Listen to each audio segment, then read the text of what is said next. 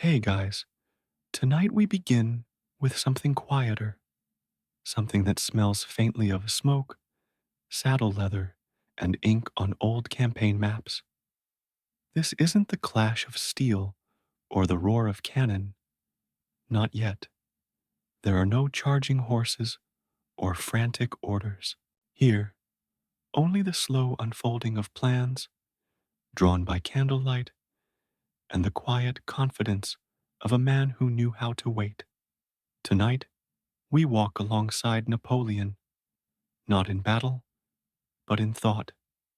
5 legendary tactical moves, each one calm, each one deliberate, each one shaped not by chaos, but by clarity. So before you get comfortable, take a moment to like the video and subscribe, but only if you truly enjoy this kind of thing. And let me know in the comments where you're listening from and what time it is for you. It's always fascinating to see who else drifts into history at night. Now dim the lights, wrap yourself a little tighter in whatever keeps you warm, and picture yourself not in a palace or a war tent, but on a quiet hill, watching the fog settle over the valley below. Because sometimes the most brilliant victories begin in silence. The light is soft this morning.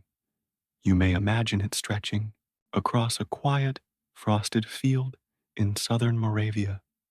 It's December 2nd, 1805. The ground is still hard with winter, and the sky has the color of pewter, cold, reflective, and without hurry.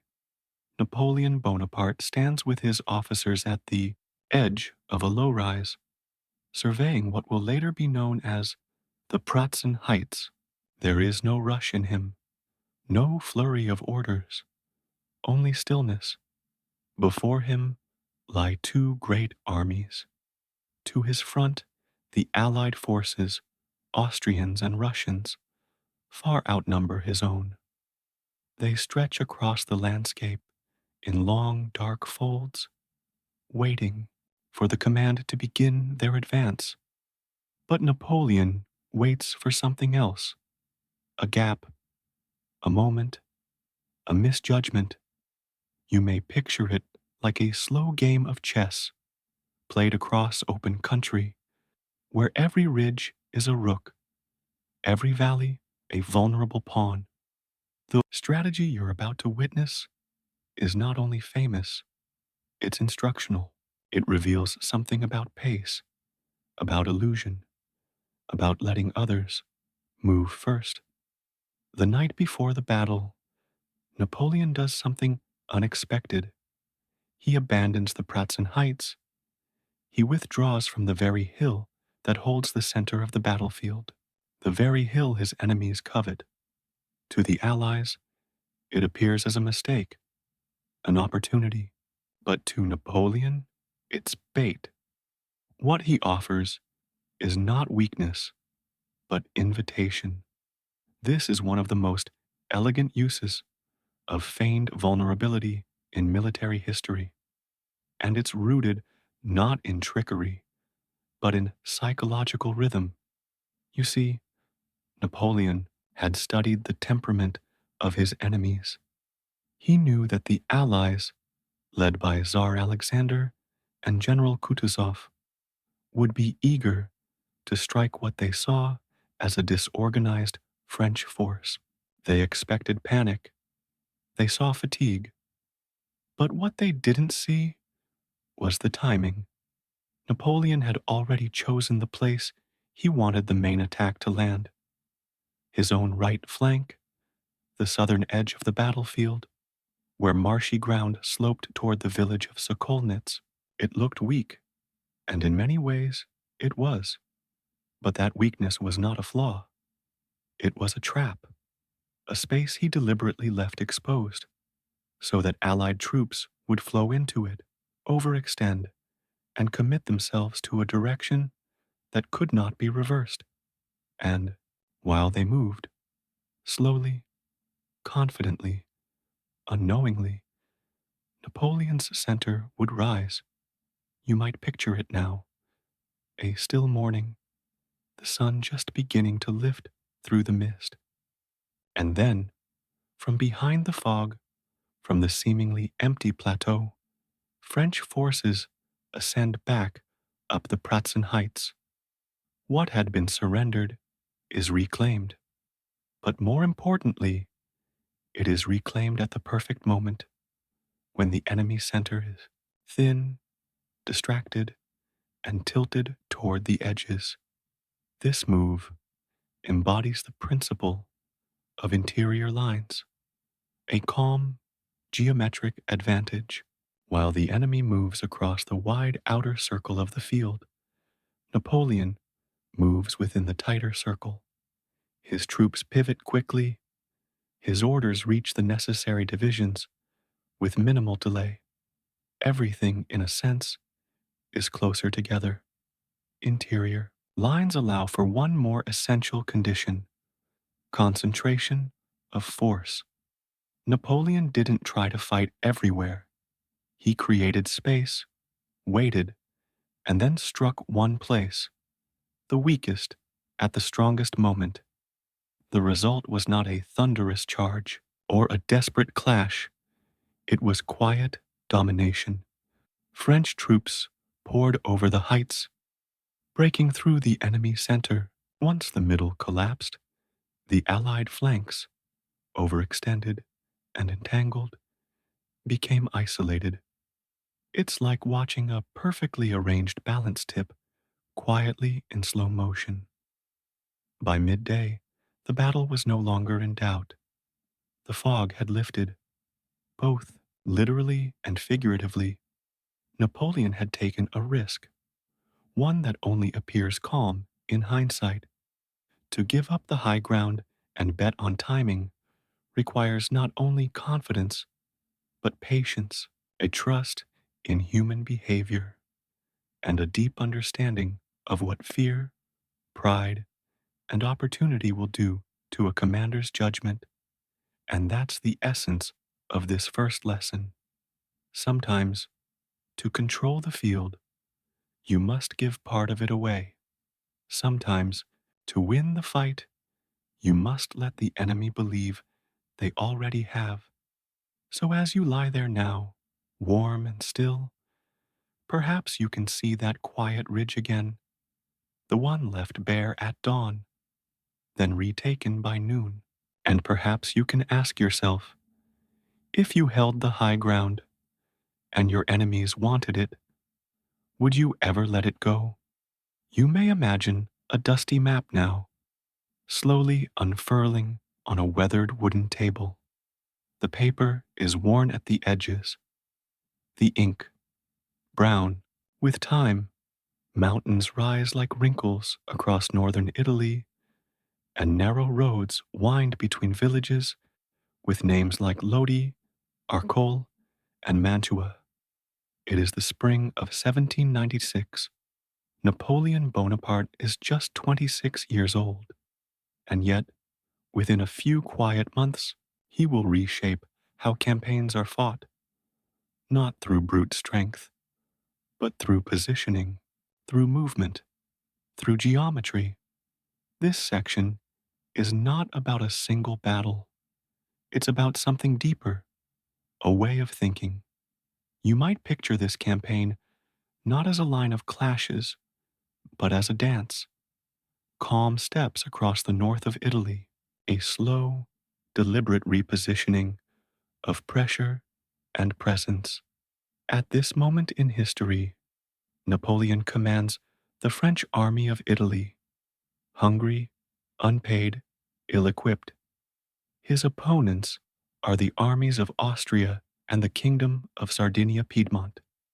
They are larger, they are better supplied, and crucially, they are not united.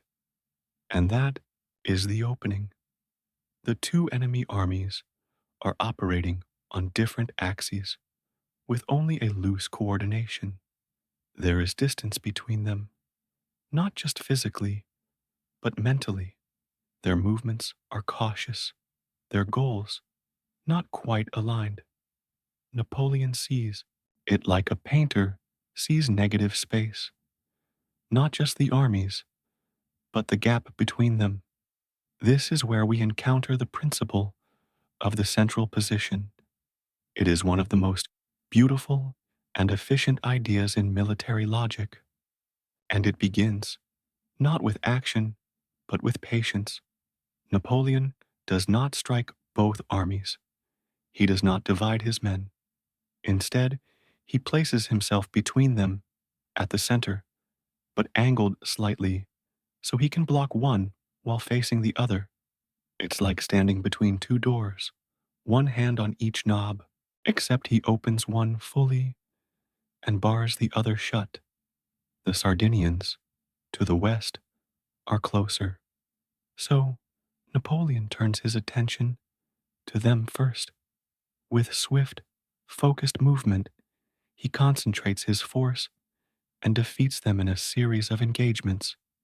Montenotte, Millesimo, Mondovi, each step measured, each blow directed at isolation.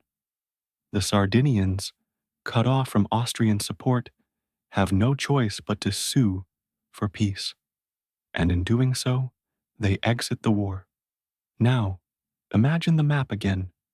One threat gone, the other still present. With the Western Front quieted, Napoleon calmly pivots eastward, like a compass needle turning toward new pressure. The Austrians, now alone, must face the full attention of a commander who never stretched his army thin. He had waited. He had held position.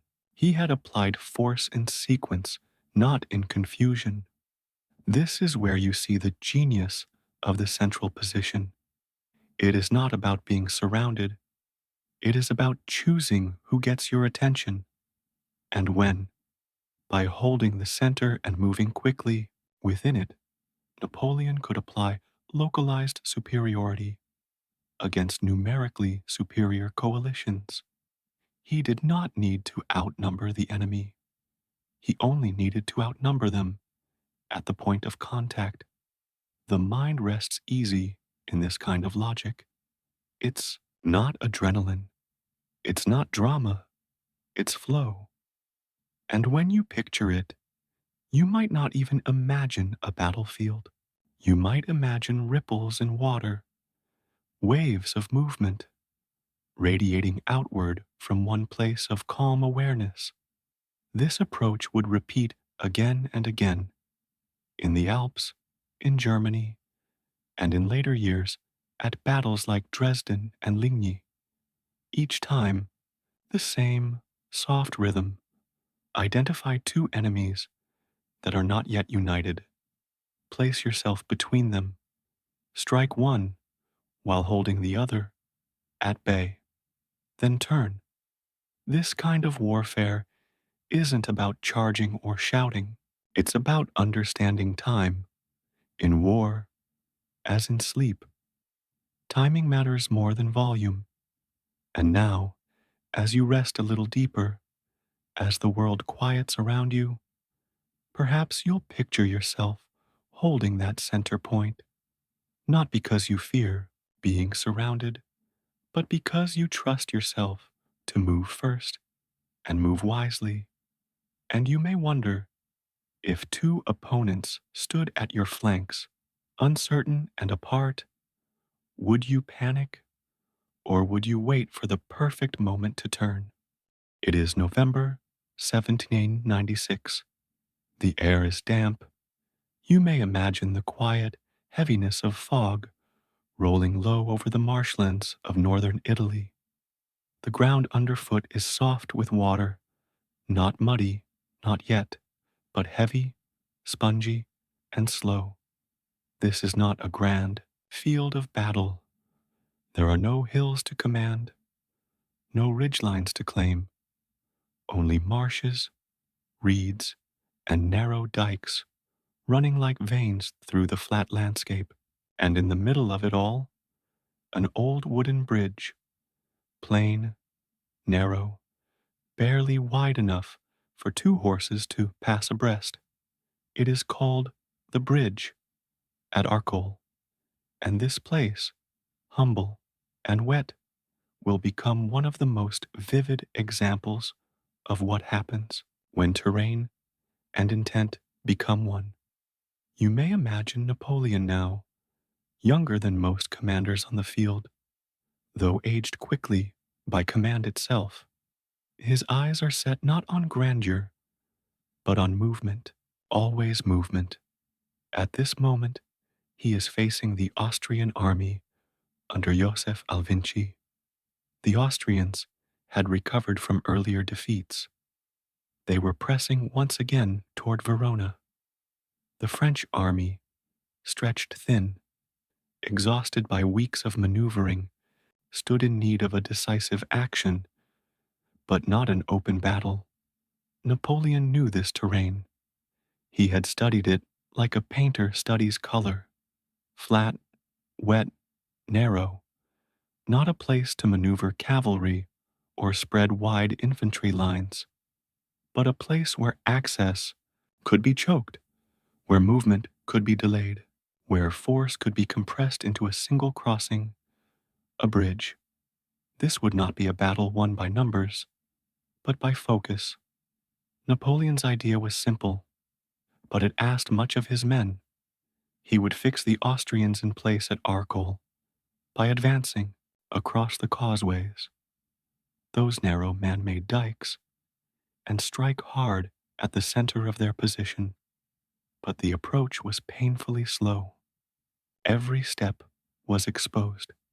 Each unit had to march in single file along narrow paths, with no room to flank, no room to scatter.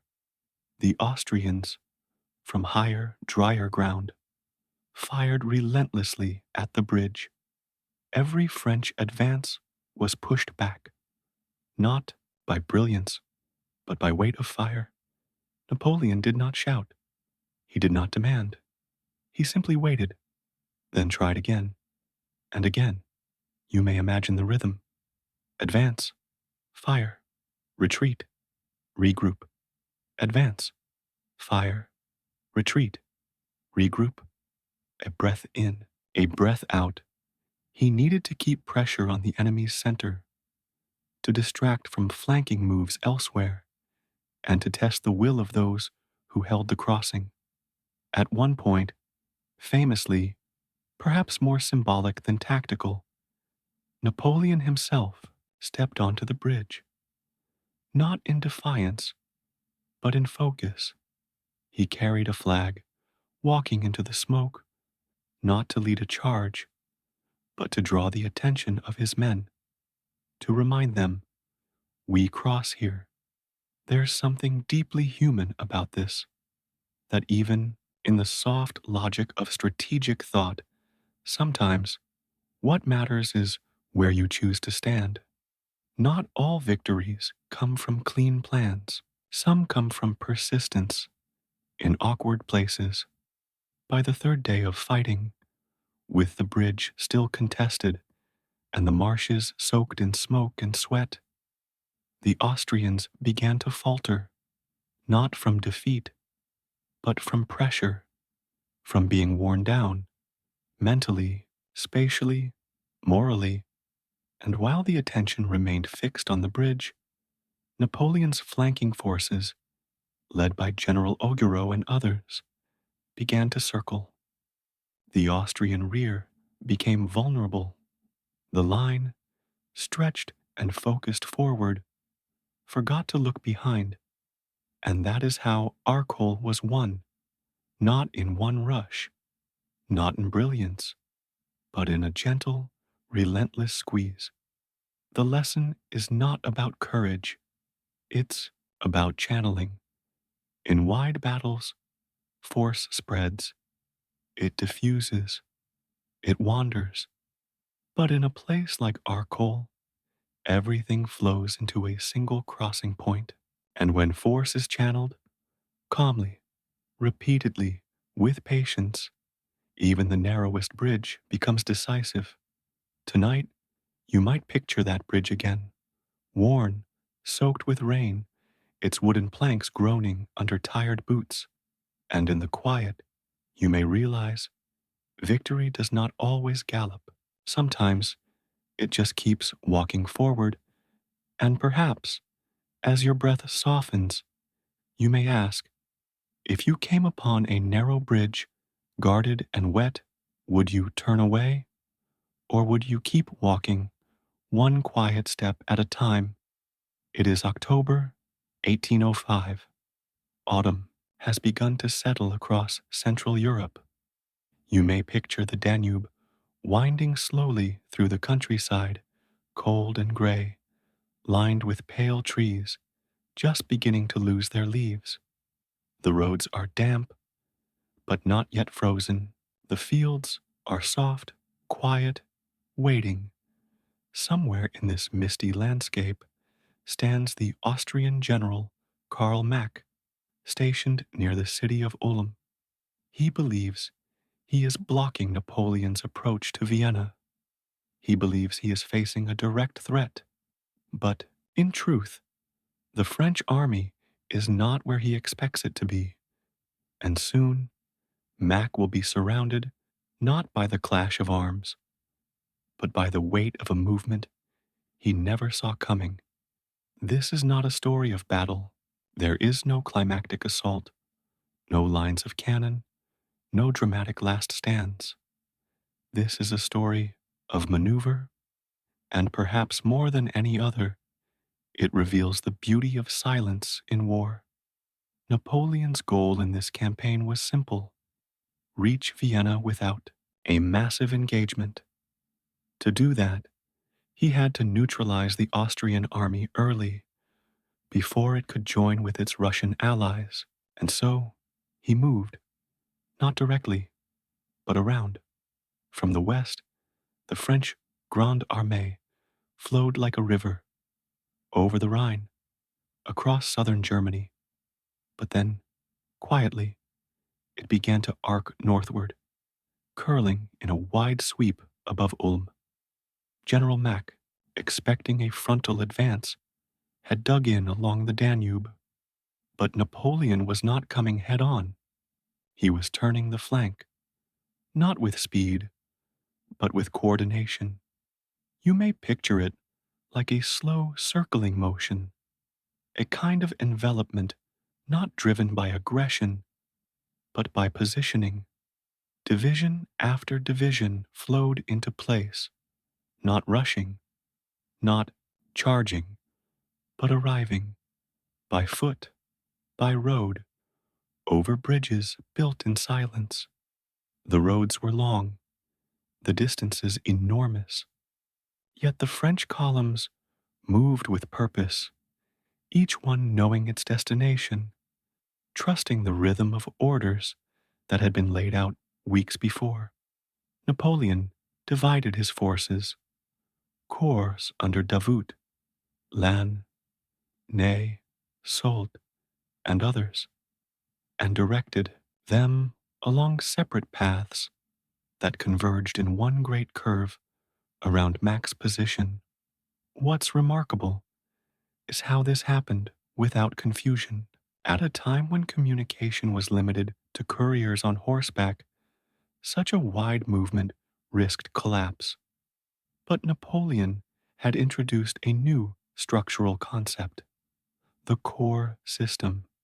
Each corps was a semi-independent force, able to march, fight, and support itself.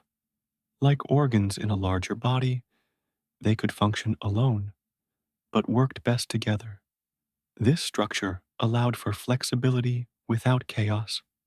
Mack, still watching the Danube, began to receive reports of French troops to his north, and then to his east, and finally, behind him. Each report brought more unease. The trap was not closing loudly. It was closing gently, with roads, with bridges, with maps. On October 14th, the French completed the encirclement. There was no thunder of battle, only the knowledge that escape had vanished. And this brings us to a deeply calming idea in military logic: the decisive result without decisive confrontation. Ulm was not won by force, it was won by movement. Nearly 30,000 Austrian soldiers surrendered without a major engagement. There is a soft lesson in that sometimes the greatest pressure comes not from what you fight, but from what you surround. The Ulm campaign shows that speed is not the same as haste. Napoleon moved quickly, yes, but with preparation, with control, and with a mind that saw roads as tools of persuasion. Tonight, as you rest, you might picture those roads, wet with dew, stretching between forests, gently curving toward an invisible conclusion. No one path held the victory. It was the shape of all of them together. And perhaps, in this quiet reflection, you may ask, if your opponent expected you to arrive head on, would you still take the direct path? Or would you find a quieter way around, one step at a time? A battle does not always turn at the moment of contact.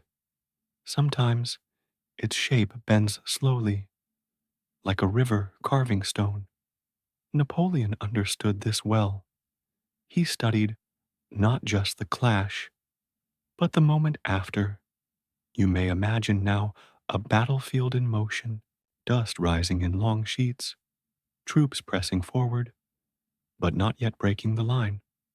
The first shots have been fired, positions taken, flags marked in the dirt, and yet nothing is decided. This is the hour Napoleon watched most carefully, because in the early chaos, the true direction of the fight begins to form, not in the grand charges, but in small shifts. A division moving a little faster than expected, an enemy hesitating at a riverbank, a reserve not yet committed. Momentum begins. Here, it is not speed, it is not violence, it is flow, a subtle build of advantage. And Napoleon knew how to feel it. He rode the line, spoke with commanders, watched the horizon. He sensed when the enemy's energy was fading, even before their retreat began. And when he felt that shift, he pressed, not always with overwhelming force, but with just enough to keep the enemy unbalanced. He did not rush to overextend. He pushed steadily, deepening the weight of his position, because once momentum was gained, it could carry him further than sheer numbers could. It is a lesson in patience and in listening, because momentum cannot be forced. It must be noticed. At Friedland, the enemy seemed stable, but Napoleon saw the edges fray. He sent reinforcements not to break through, but to maintain pressure, like adding logs to a slow-burning fire, until the flames took on their own life. And when the enemy broke, it was not sudden, it was inevitable. That is the power of controlled momentum. Tonight, as your breath settles into its own steady rhythm, you may sense that same quiet force, a gentle continuity, a movement not of rush, but of build. And you may ask if victory did not come from your first strike, but from the weight of your follow through. Would you fight harder or simply hold your course until the field moved beneath your feet? In the noise of war, the instinct is to use everything at once, to throw all strength forward, to overwhelm with sound and movement. But Napoleon often waited, and what he held back was sometimes more powerful than what he sent ahead. You may imagine now a quiet rise behind the battlefield, barely visible from the enemy's view. There, resting in ordered silence, are the reserves. Troops uncommitted, cannons unlit, horses calm but ready. They are not forgotten. They are intended. Napoleon placed his reserves with care, never too far to respond, never so close as to be drawn in too early, because the reserve was not a second thought. It was the final voice. It was the hammer that fell after the shape of the field had been revealed. While the battle raged, he watched, he listened, and he asked, where will the enemy overreach? Where will the gap open? Where will morale falter? When the moment came, he did not shout.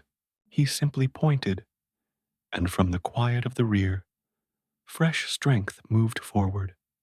At Wagram, this was decisive. The battle had lasted all day. Lines thinned. Fatigue thickened in the summer air. And then, from behind a hill, MacDonald's corps surged forward in a massive column. The enemy, already strained, could not absorb the weight. The reserve did not win because it was strongest. It won because it was saved. At Austerlitz, the same principle. He waited to commit his final divisions until the enemy had moved too far and the terrain opened behind them.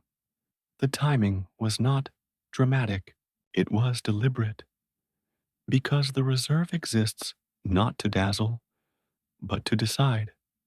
Napoleon once said, the whole art of war consists in a well-reasoned and extremely circumspect defensive, followed by a rapid and audacious attack. And that attack, almost always, was delivered by the reserve. Tonight, as you feel yourself surrounded by quiet stillness, perhaps you may sense the wisdom of holding something back, not in fear, but in trust, the knowledge that sometimes what you do not use immediately becomes your most powerful force when the hour is right. And softly, you may ask, if you had one final effort to offer, would you spend it early, or would you hold it gently in reserve and let the world show you exactly where it would matter most? A battle ends, not with silence, but with settling. The ground still holds footprints. The sky still carries smoke. And the men, those who marched, who waited, who held, they sit in the after. Napoleon, too, often stood in that stillness, not to celebrate, but to understand.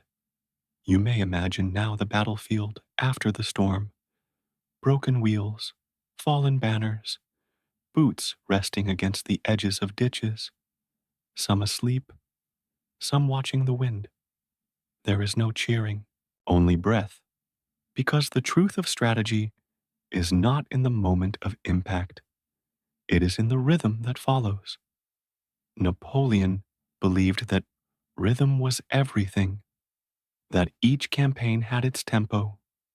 Too fast, and the army outpaces its support. Too slow, and opportunity vanishes.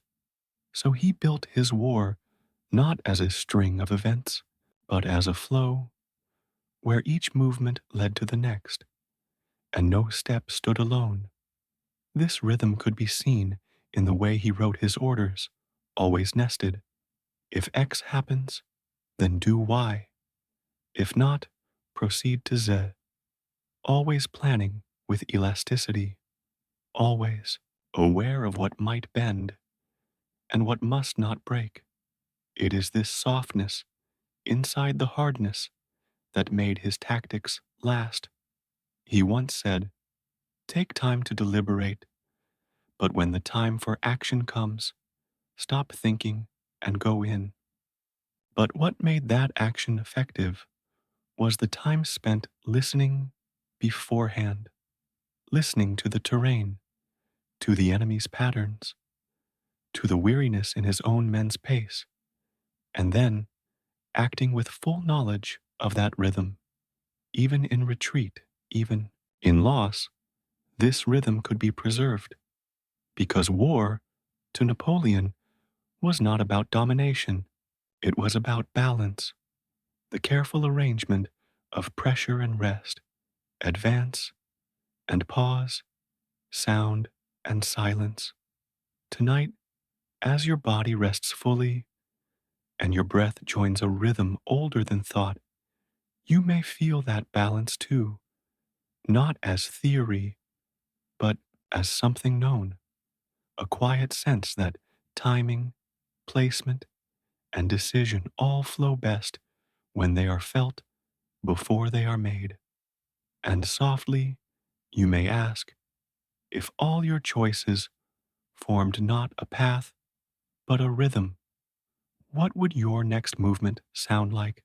And would you wait long enough to hear the shape of the silence before you moved again? You have walked quietly tonight through the minds of soldiers, through the rhythms of marches, the folds of terrain, the pauses before movement. You have seen how silence can shape victory, how patience can hold more power than force, how clarity, once found, can cut through fog more surely than fire. Napoleon's tactics, legendary as they are, were not born from aggression. They were born from structure, from timing, from the soft wisdom of knowing when to move and when to wait. And now, as your own body rests and your mind slows to a near stillness, you may carry with you not the weight of battle, but the gentle memory of choices made with care. You're not standing on a battlefield. You're lying beneath a quiet sky where the strategies of the past become calm thoughts, guiding you deeper into peace. Rest well now. Let the night carry you like a well-timed march, not rushed, not lost, but placed exactly where you were always meant to be. It is twilight now. You may imagine the battlefield no longer in motion, but in aftermath, the sky tinged with purple and ash, the sounds of cannon fire distant, and then gone. Where once there were columns, now there are threads, men moving, not in formation, but in quiet groups, some wounded, some silent, some simply walking. This is the retreat from Waterloo.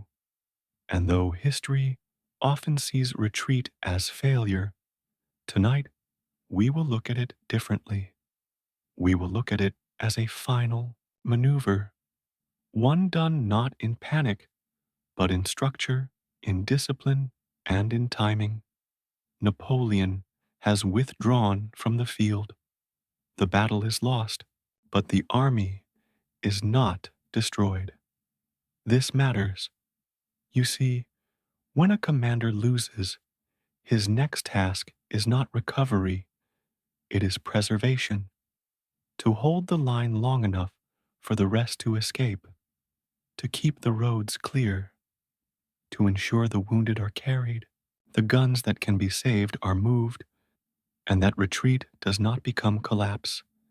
That is what the Imperial Guard's final stand allowed. It bought time. You may imagine the roads south now, not empty, but full of quiet motion, wagons creaking, boots dragging, officers speaking, not in shouts, but in low, clear tones. There is no flight, there is only motion.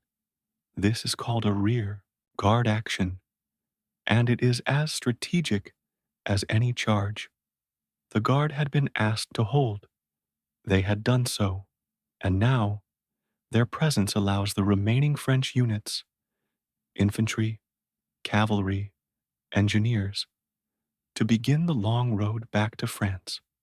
It is not glorious, it is not triumphant, but it is controlled. You may think now of other retreats, chaotic, panicked, desperate. This is not that. Napoleon had built a structure where even in loss, the army could still move.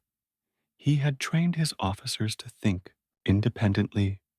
He had given his men roles to perform even when the goal had changed.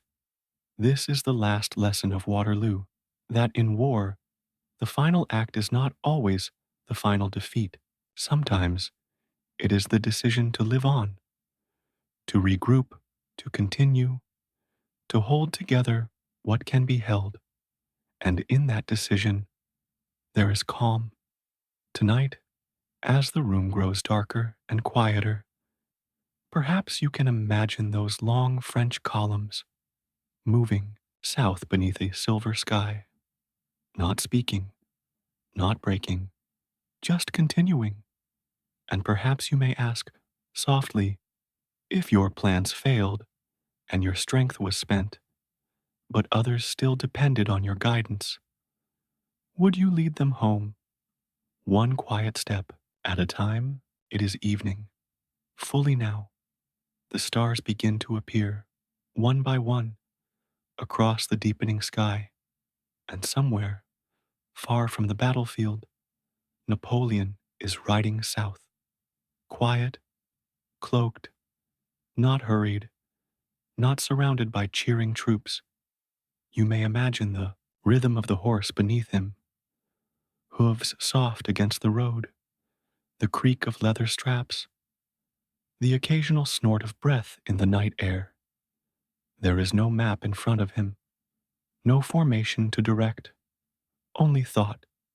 This is not the part of history we often study, not the decisions made in war, but the ones made after. And yet, these decisions matter just as much. In the days that followed Waterloo, Napoleon had choices. He could return to Paris, attempt to hold political power, rally what remained of his government, or he could abdicate, step away, choose exile. Again, he tried briefly to maintain his hold, but the tide had already shifted. Support fractured, alliances dissolved. Even the men who once carried his orders now questioned them. And so, on June 22nd, he abdicated the throne. This was not a battlefield maneuver. It was a strategic retreat from power, not born of panic, but of recognition that sometimes, to preserve what little remains, the lives of those around you, the thread of legacy, perhaps even a portion of peace, you must let go. Napoleon would later attempt to flee to America, but he was intercepted by the British and eventually exiled to the island of St. Helena. There, in a small home called Longwood, he would spend his final years, writing, walking, remembering.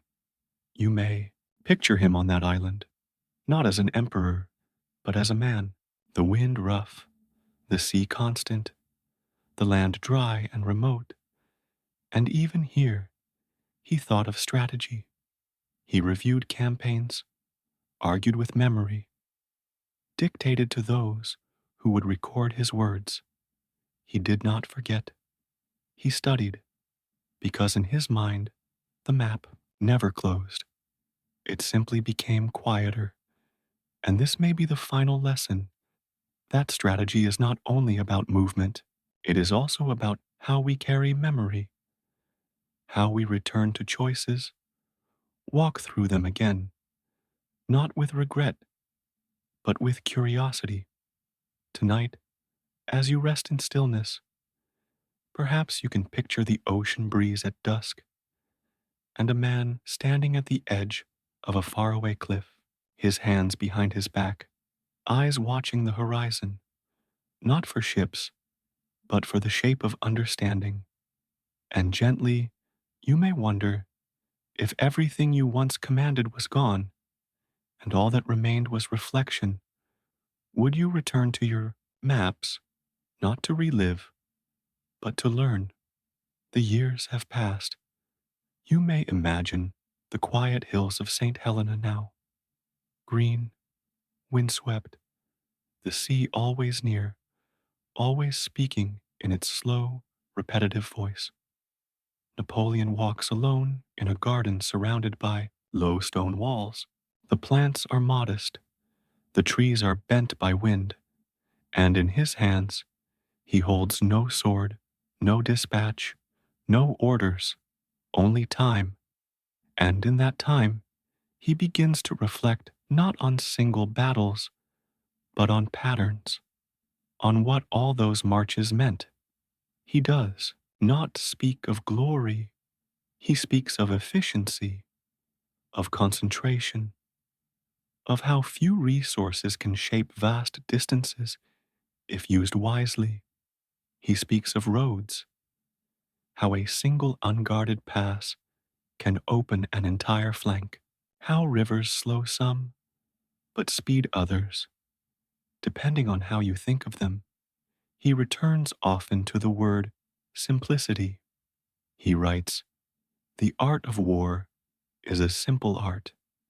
Everything is in execution.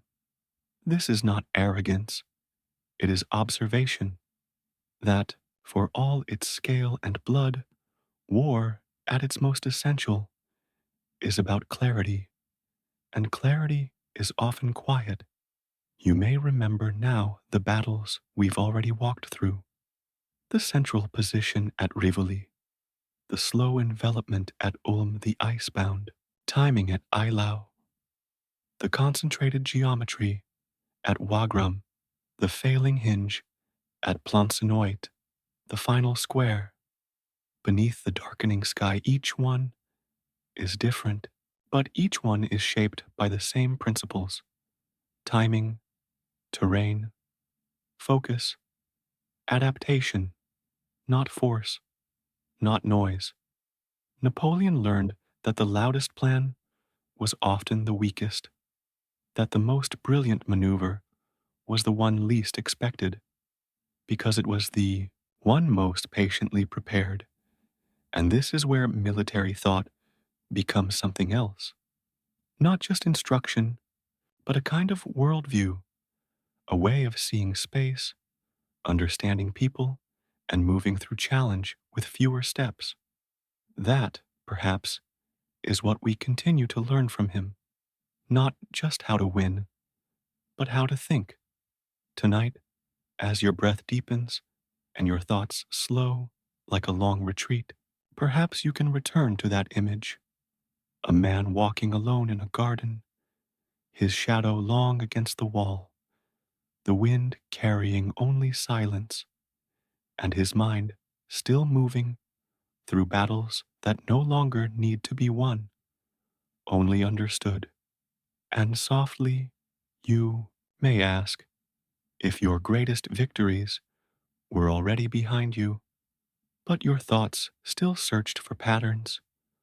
Would you continue to walk the map, one calm step at a time?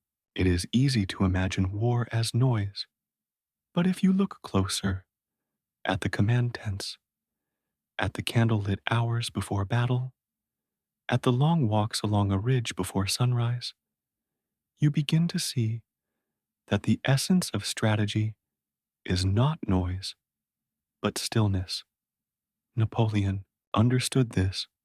You may picture him now, not on horseback or surrounded by guards, but alone with his maps, his brow furrowed, not with fear, but with focus. The role of a commander is not simply to give orders, it is to see clearly, to listen before speaking, to decide. And decisions are quiet things. They begin as questions, as possibilities that drift into the mind like mist, then take shape, one feature at a time. Napoleon did not rush to conclusions. He studied. He weighed. His mind worked in three layers. What is the enemy doing? What do they believe I am doing? What Do they not expect I might do next? These questions are simple, but when asked in the right sequence, they become vision.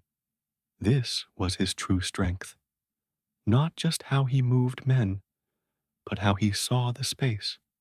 He could look at a hill and see an hour's advantage, at a road and see a day's delay, at a quiet village and see the axis of an entire campaign.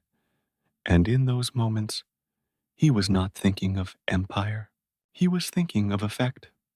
You may imagine the inside of his campaign tent now. Dim light, maps unrolled, boots drying by the entrance, a young officer waiting for instruction, and Napoleon simply stands there, quiet, finger tracing a road between rivers. He is not deciding whether to fight.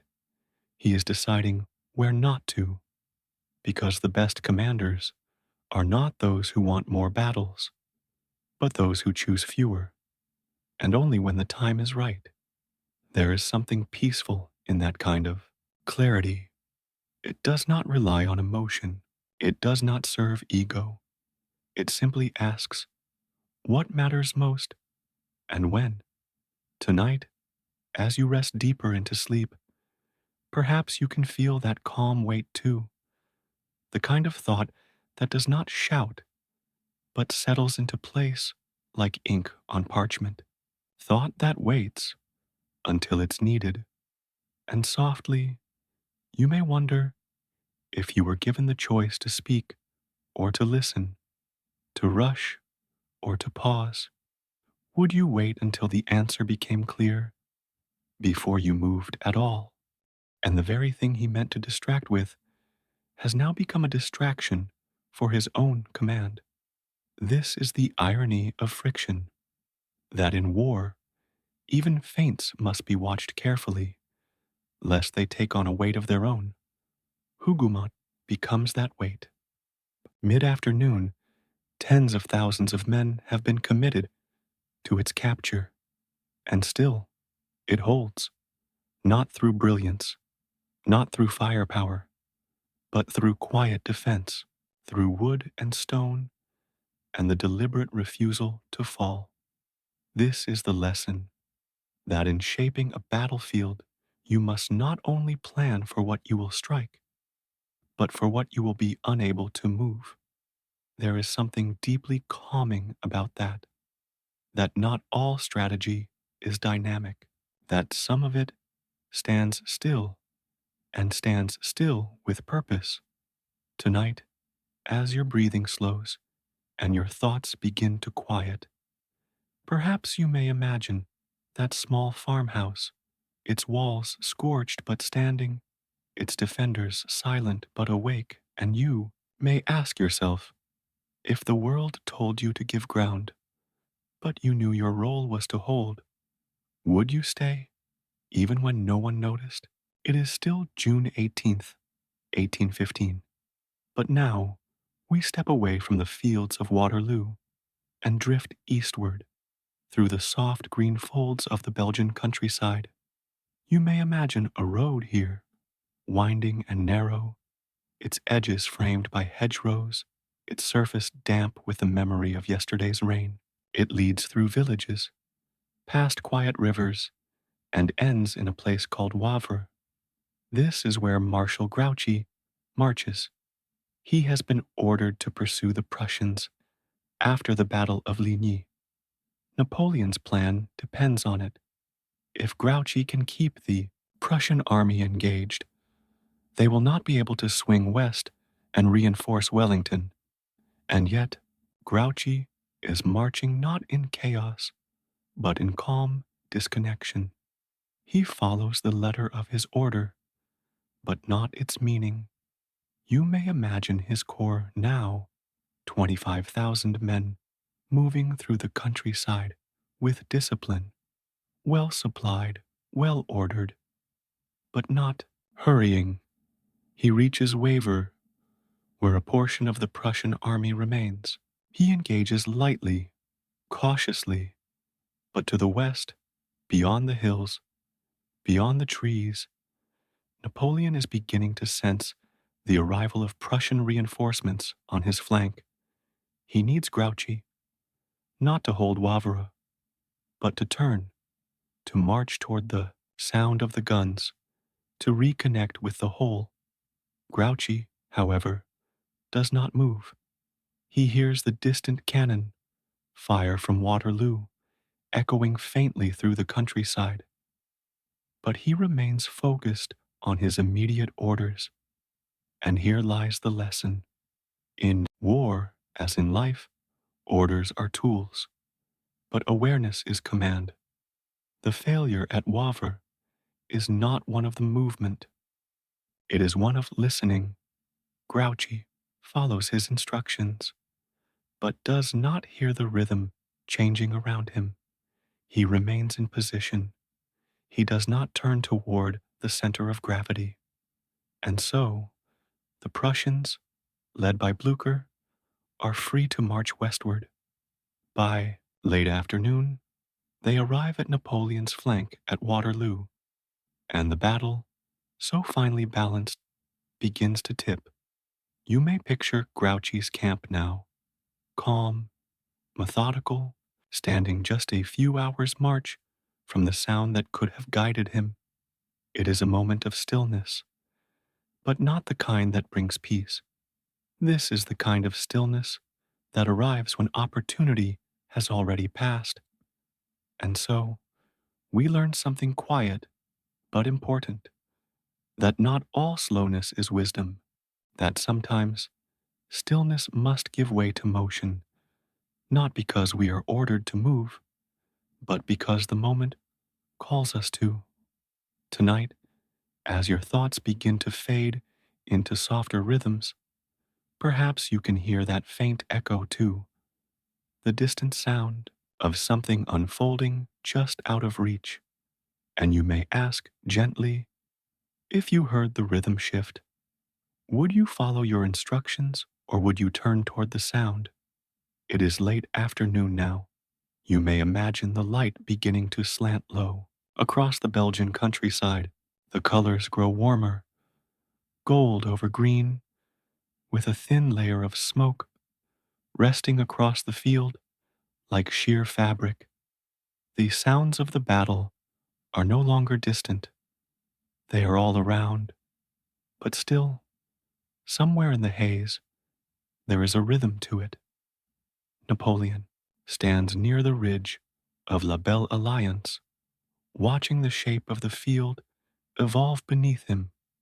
To the west, Wellington, holding steady, still behind the reverse slope, but beginning to rise. British infantry, Dutch, Hanoverians, Germans, a patchwork still holding together. To the east, a change in the wind. That is where we now go, to the small village of Plancenoit. You may picture it nestled just beyond Napoleon's right rear, a collection of homes and narrow streets, a church with a modest tower, and beyond it, wooded ground. And from that wooded ground they come, the Prussians, fresh, determined, moving with the kind of urgency that only distance can grant. They have marched for hours, mud to their knees, hunger in their stomachs, but they arrive in rhythm. This is the part of the battle where direction begins to matter more than force. The French line was never designed to face both ways. The Grand Armée had formed to the north, facing Wellington. Now it must bend to face east, to face the new pressure. Napoleon sends in Lobau's corps to block the Prussians. They hold it first, then begin to bend. So he commits the young guard, not his last reserve, but a precious one, a formation trained, disciplined, capable of holding more than just a village. They enter Plancenoit like water poured into a basin.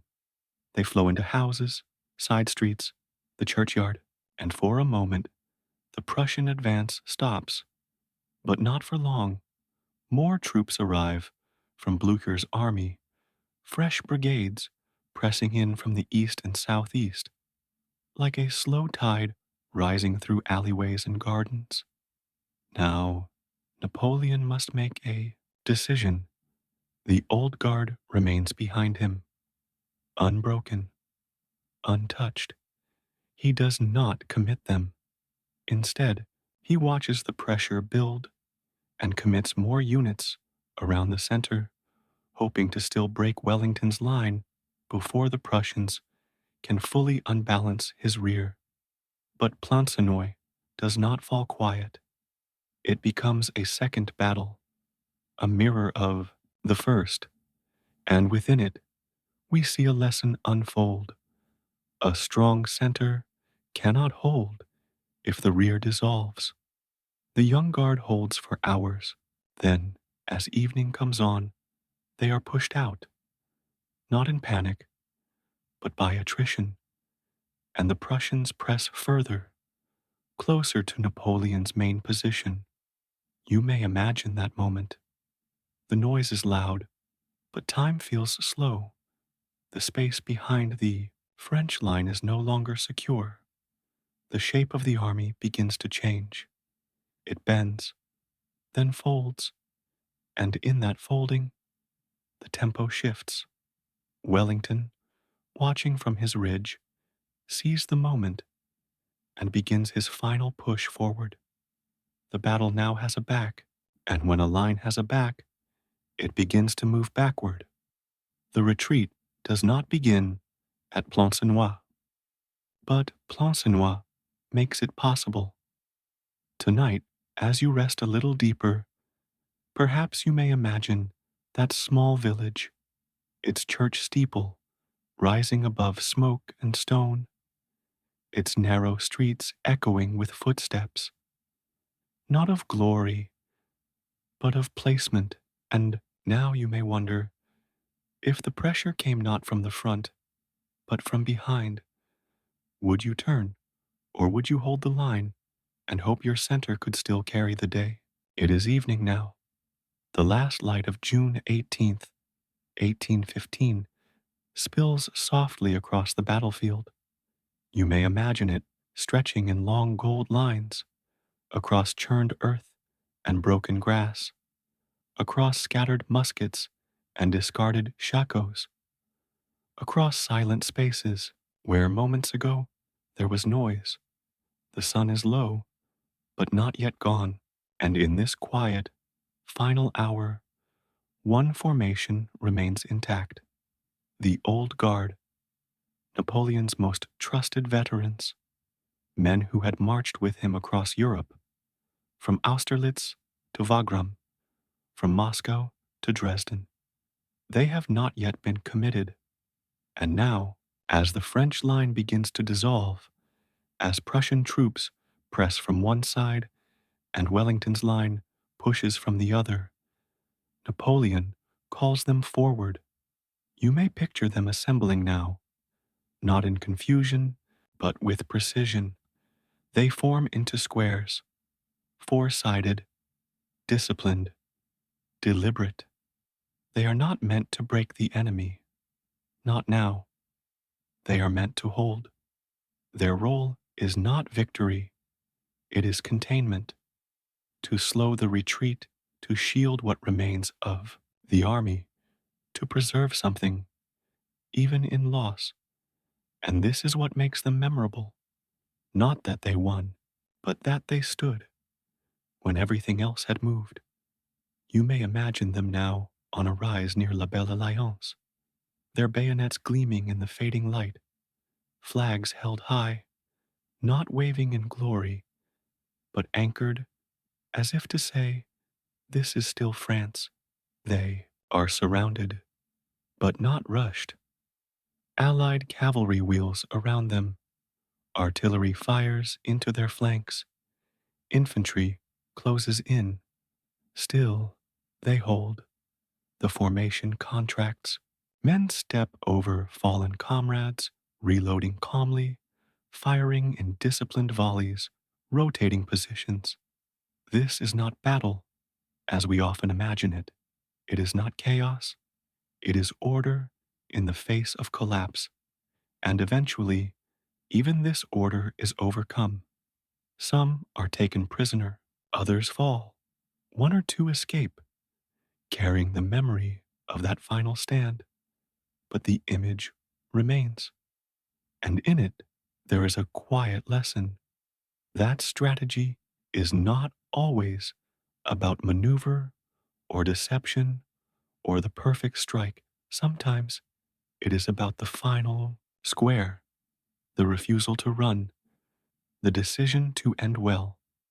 Because even in defeat, there can be shape, there can be dignity, there can be calm. Napoleon rides away, his campaign finished, his empire slipping into history. But behind him, the guard has stood.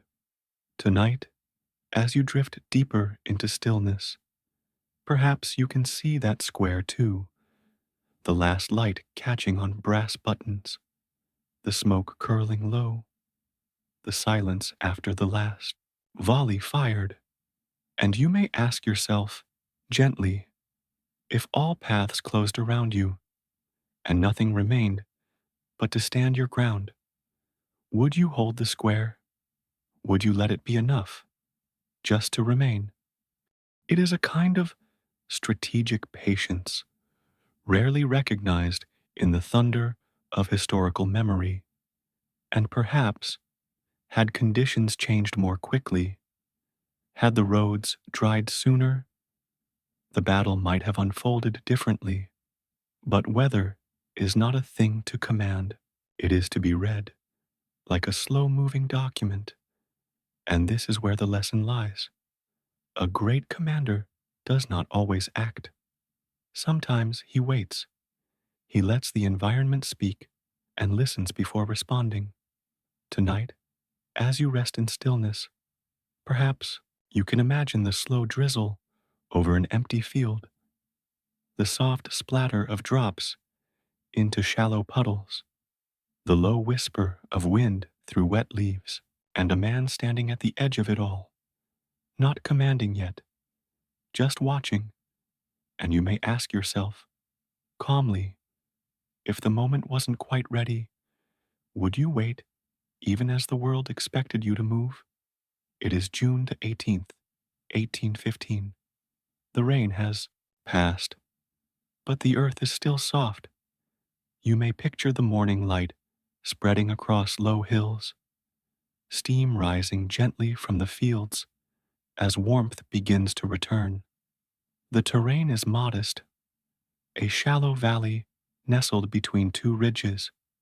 To the south, Napoleon. To the north, Wellington. No walls, no rivers, just open land. But it is the shape of that land, its slopes and hollows, its folds and rises, that will define the entire day. Napoleon surveys the field.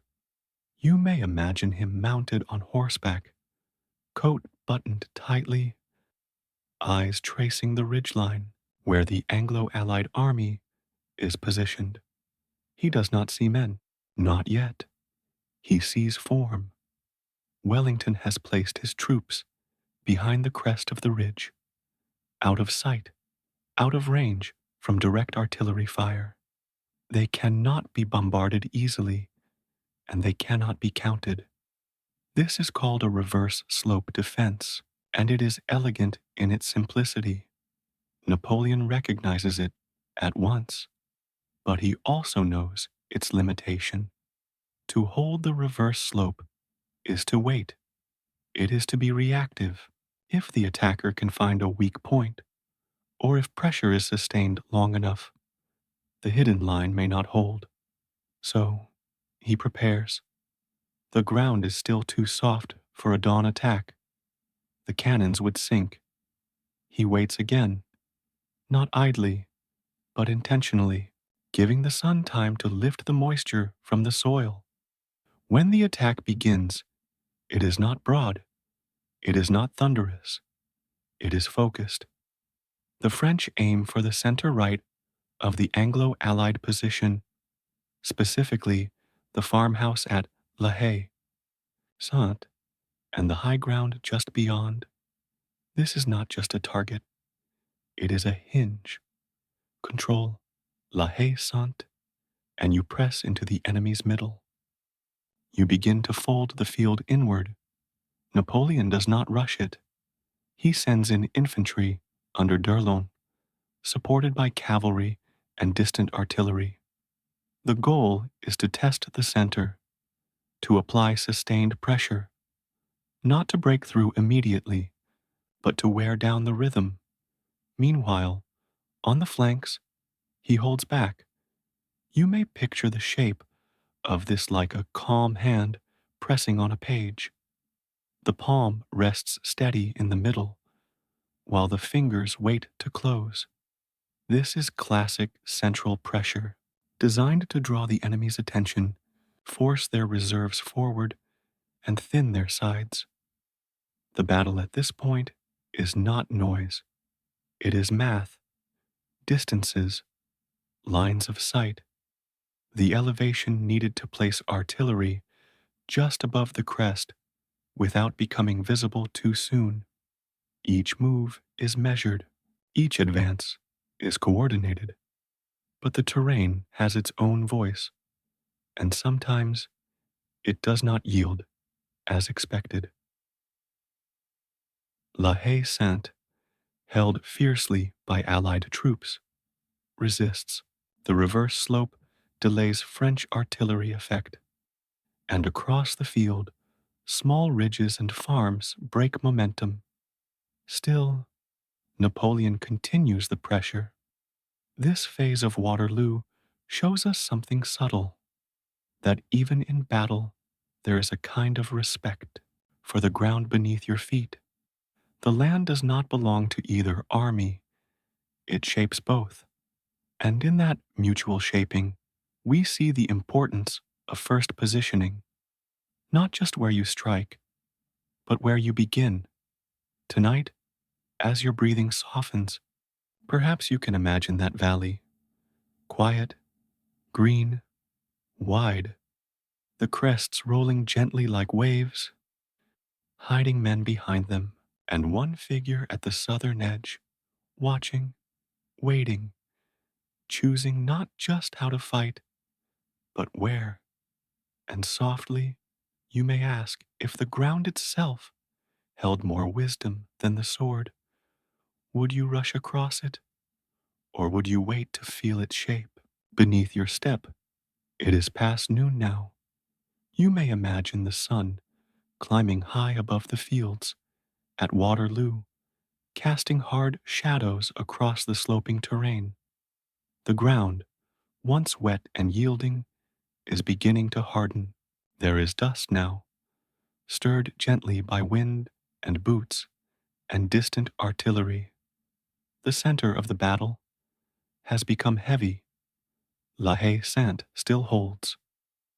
French infantry have pressed and withdrawn in turns, and the Anglo-Allied line behind the ridge remains firm, silent, and unseen. There is tension in the French command.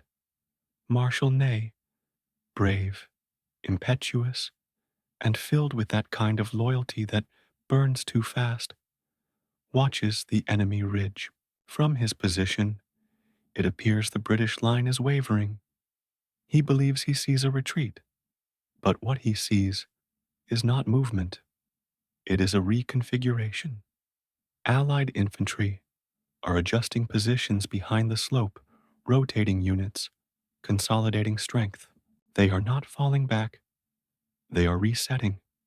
Still, Ney cannot ignore the impulse, and without direct order from Napoleon, he gives the command.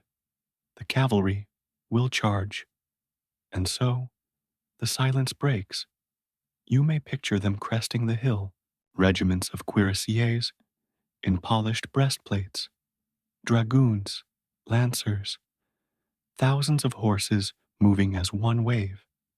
But they do not charge into chaos. They charge into discipline.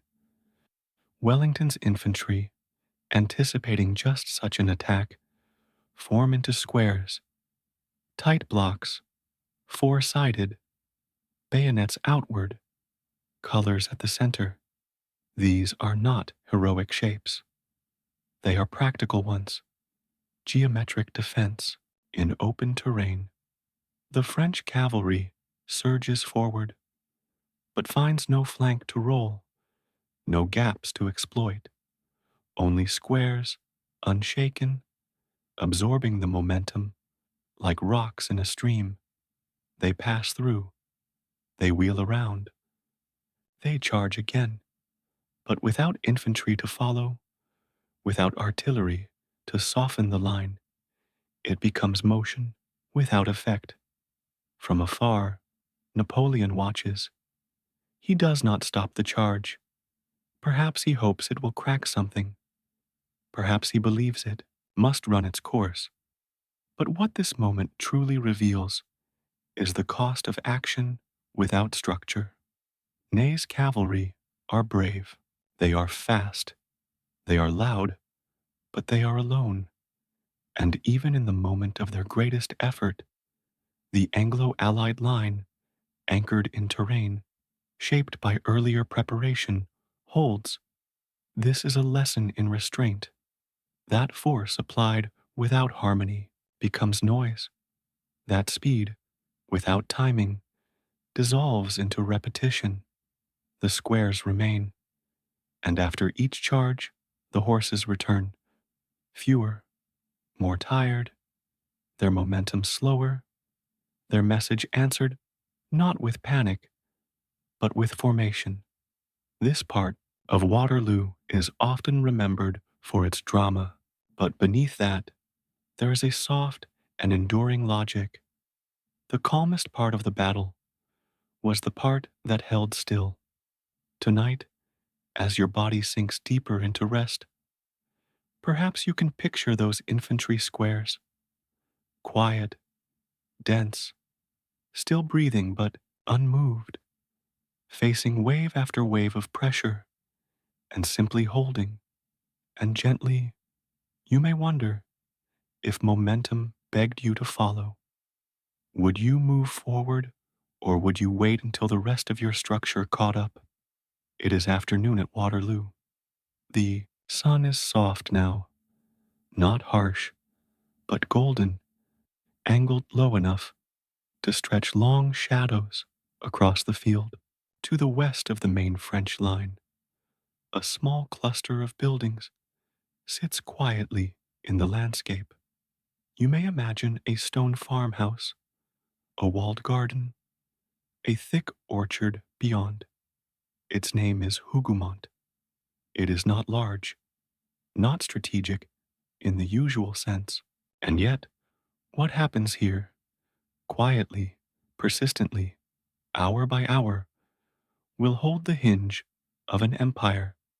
Napoleon orders an attack on Hougoumont early in the day, a probing effort, a distraction.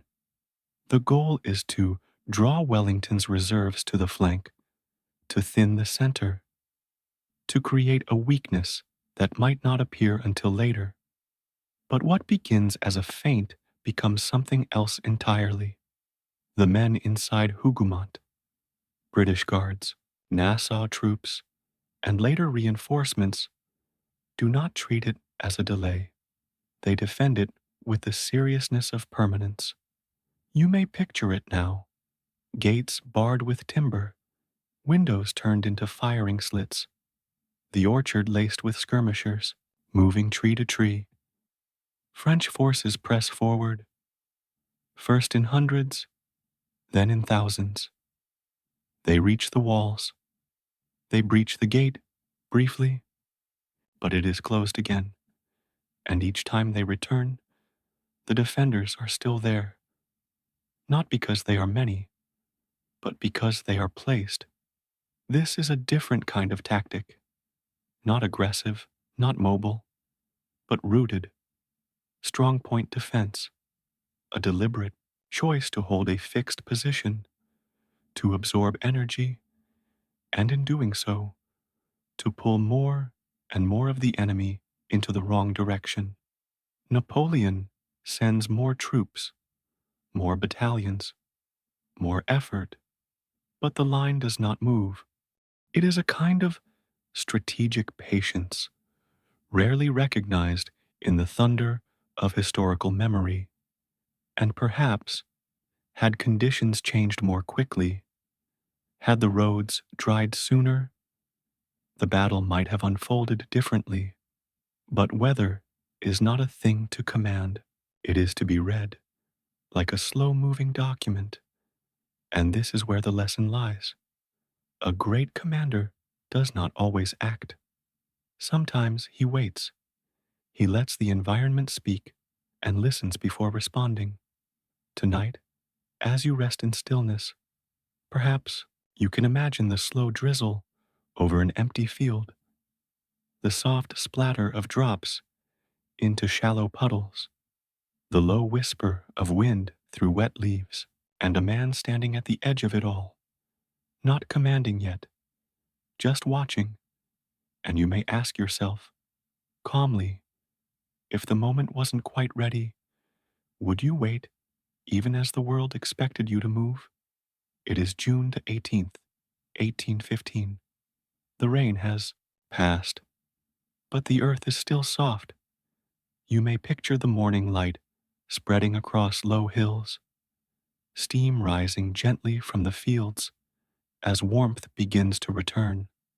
The terrain is modest, a shallow valley nestled between two ridges. To the south, Napoleon. To the north, Wellington. No walls, no rivers, just open land. But it is the shape of that land, its slopes and hollows, its folds and rises, that will define the entire day. Napoleon surveys the field. You may imagine him mounted on horseback, coat buttoned tightly, eyes tracing the ridgeline where the Anglo-Allied army is positioned.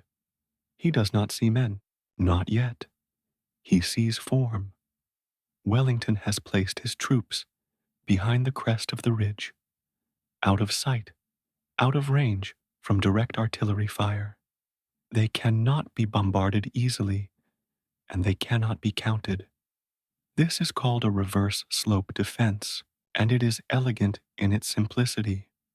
Napoleon recognizes it at once, but he also knows its limitation. To hold the reverse slope is to wait. It is to be reactive. If the attacker can find a weak point, or if pressure is sustained long enough, the hidden line may not hold. So, he prepares. The ground is still too soft for a dawn attack. The cannons would sink. He waits again, not idly, but intentionally, giving the sun time to lift the moisture from the soil. When the attack begins, it is not broad, it is not thunderous, it is focused. The French aim for the center right of the Anglo-Allied position, specifically the farmhouse at La Haye, Saint, and the high ground just beyond. This is not just a target, it is a hinge. Control La Haye Saint, and you press into the enemy's middle.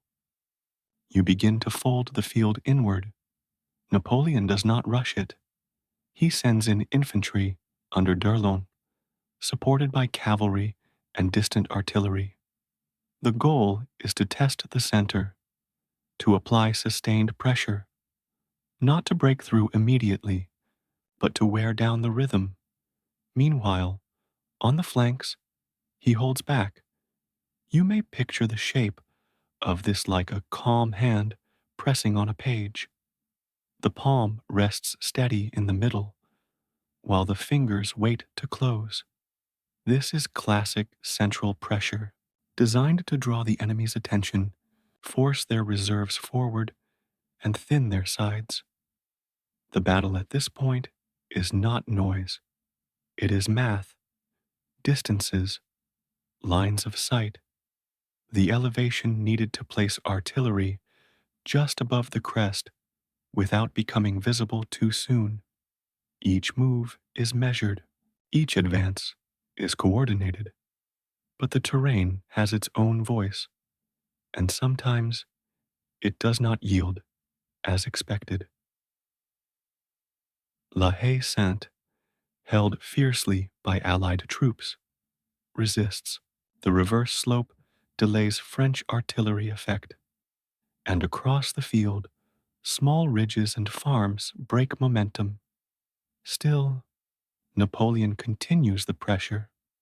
This phase of Waterloo shows us something subtle, that even in battle, there is a kind of respect for the ground beneath your feet. The land does not belong to either army, it shapes both. And in that mutual shaping, we see the importance of first positioning, not just where you strike, but where you begin. Tonight, as your breathing softens, perhaps you can imagine that valley, quiet, green, wide, the crests rolling gently like waves, hiding men behind them, and one figure at the southern edge, watching, waiting, choosing not just how to fight, but where. And softly, you may ask if the ground itself held more wisdom than the sword. Would you rush across it, or would you wait to feel its shape beneath your step? It is past noon now. You may imagine the sun climbing high above the fields at Waterloo, casting hard shadows across the sloping terrain. The ground, once wet and yielding, is beginning to harden. There is dust now, stirred gently by wind and boots and distant artillery. The center of the battle has become heavy. La Haye Sainte still holds. French infantry have pressed and withdrawn in turns, and the Anglo-Allied line behind the ridge remains firm, silent, and unseen. There is tension in the French command. Marshal Ney, brave, impetuous, and filled with that kind of loyalty that burns too fast, watches the enemy ridge. From his position, it appears the British line is wavering. He believes he sees a retreat, but what he sees is not movement. It is a reconfiguration. Allied infantry are adjusting positions behind the slope, rotating units, consolidating strength. They are not falling back, they are resetting.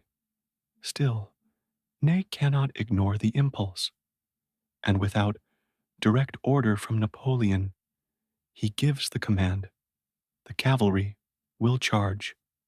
And so, the silence breaks. You may picture them cresting the hill, regiments of cuirassiers in polished breastplates, dragoons, lancers, thousands of horses moving as one wave. But they do not charge into chaos. They charge into discipline. Wellington's infantry, anticipating just such an attack, form into squares, tight blocks, four-sided, bayonets outward, colors at the center. These are not heroic shapes. They are practical ones, geometric defense in open terrain.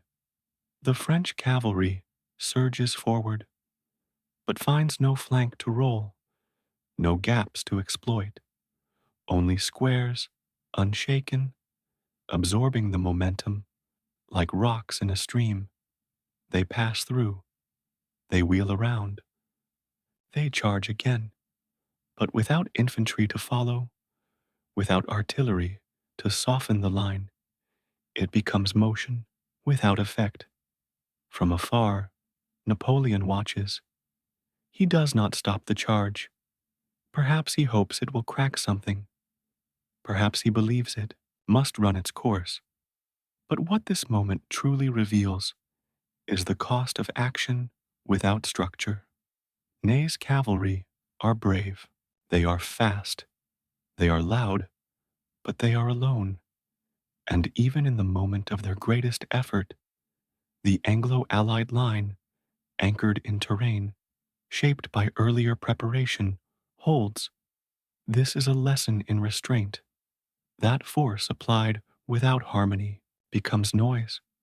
That speed, without timing, dissolves into repetition. The squares remain, and after each charge, the horses return, fewer, more tired, their momentum slower, their message answered not with panic, but with formation. This part of Waterloo is often remembered for its drama, but beneath that, there is a soft and enduring logic. The calmest part of the battle was the part that held still.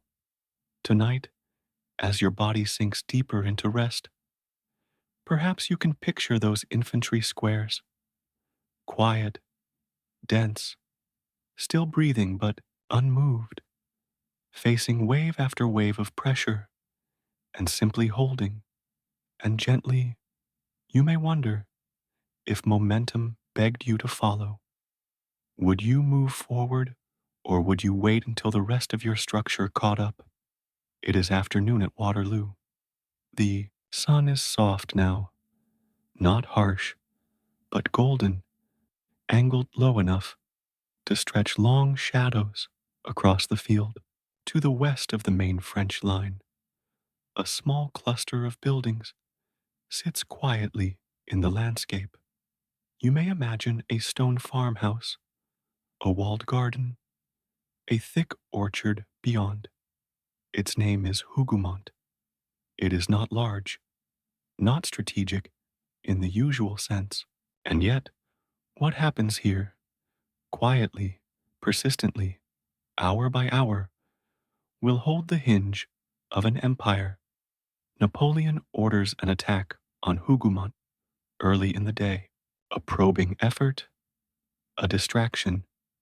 The goal is to draw Wellington's reserves to the flank, to thin the center, to create a weakness that might not appear until later. But what begins as a feint becomes something else entirely. The men inside Hougoumont, British Guards, Nassau troops, and later reinforcements, do not treat it as a delay. They defend it with the seriousness of permanence. You may picture it now. Gates barred with timber, windows turned into firing slits, the orchard laced with skirmishers, moving tree to tree. French forces press forward, first in hundreds, then in thousands. They reach the walls. They breach the gate, briefly, but it is closed again, and each time they return, the defenders are still there, not because they are many, but because they are placed. This is a different kind of tactic, not aggressive, not mobile, but rooted, strong point defense, a deliberate choice to hold a fixed position, to absorb energy, and in doing so, to pull more and more of the enemy into the wrong direction. Napoleon sends more troops, more battalions, more effort, but the line does not move. It is late summer. You may picture warm rain falling over the tiled rooftops of a Saxon city, dripping gently from window panes, collecting in gutters, making the stone streets gleam under a soft gray sky.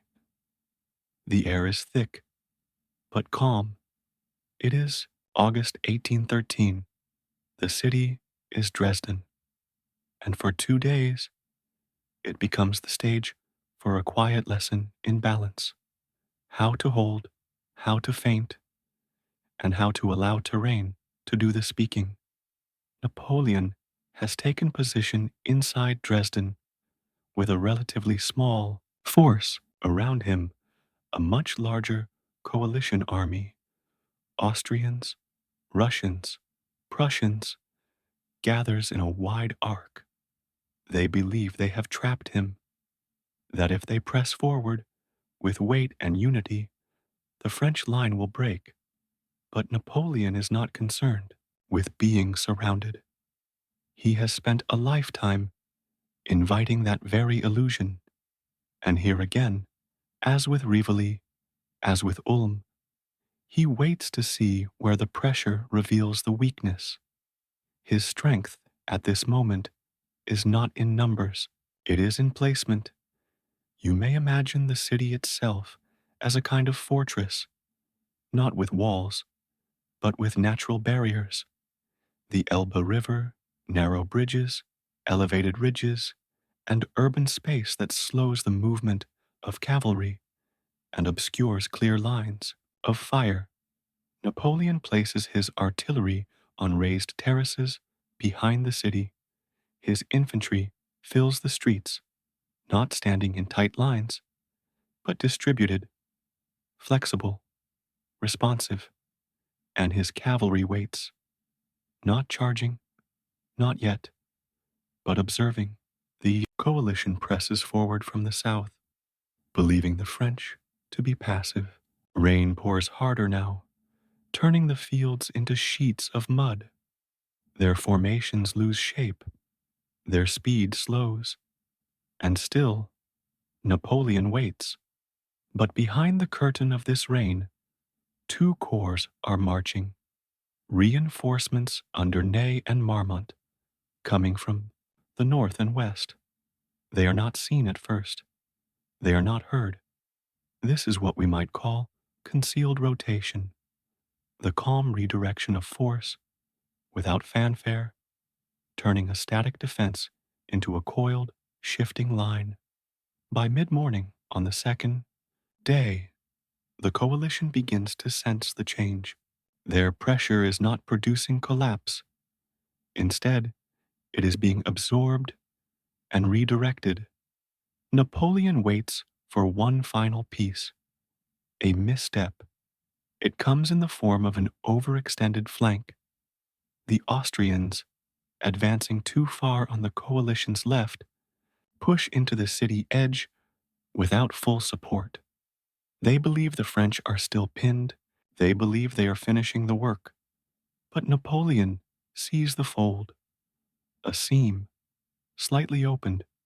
He commits the Imperial Guard, not in desperation, but in timing. They push forward with strength and discipline, meeting the Austrian column at its most vulnerable point. And then, from the other side, Murat's cavalry appears, cutting off retreat, closing the loop. What follows is not a slaughter. It is a containment, a moment in which movement becomes shape. The rest of the coalition line, seeing the trap, hesitates. Their weight becomes useless. The flanking effort dissolves. Napoleon, never having left the center, has turned the entire battle with a pivot, not a dramatic one, a quiet one. This is the essence of Dresden. Use what you have, hold your ground, and let your opponent provide the opening. No loud advance, no sudden breakthrough, just presence and patience. Tonight, as you settle beneath your own shelter, perhaps you may picture the sound of that rain falling over cobblestones, dripping from brass helmets, cooling the cheeks of men who wait calmly for the order to move. And you may wonder, if the world pushed toward your gates, certain of your collapse, would you push back, or would you wait for the moment they push too far? It is June 16th, 1815. You may imagine the fields of Belgium in early summer, tall grasses swaying gently, clouds trailing slowly across a wide blue sky. The land rolls softly here, like a green sea, dotted with farmhouses and stone walls, wheat fields and narrow lanes. There is tension in the air, but it is not loud. It is the kind of tension that comes before a storm, not in wind or thunder, but in stillness. Napoleon is once again in command. After years in exile, he has returned. And now, the Allied forces have come to meet him, the Prussians under Blücher, and the Anglo-Allied army under Wellington. But today, Napoleon is focused on one thing, dividing them. The Battle of Ligny is not famous for its violence, though it was fierce. It is remembered for the clarity of what it attempted to do, to isolate and defeat a part of the enemy before the rest could react. You may think back to earlier lessons, Ulm, Montenotte, Rivoli, each one echoing here in a new field, under a warmer sun. Napoleon's aim is to engage the Prussian army head-on at Ligny, while simultaneously ensuring that Wellington's forces, camped to the west at Quatre Bras, are kept in check by Marshal Ney. He does not need a swift victory. He needs a clean separation.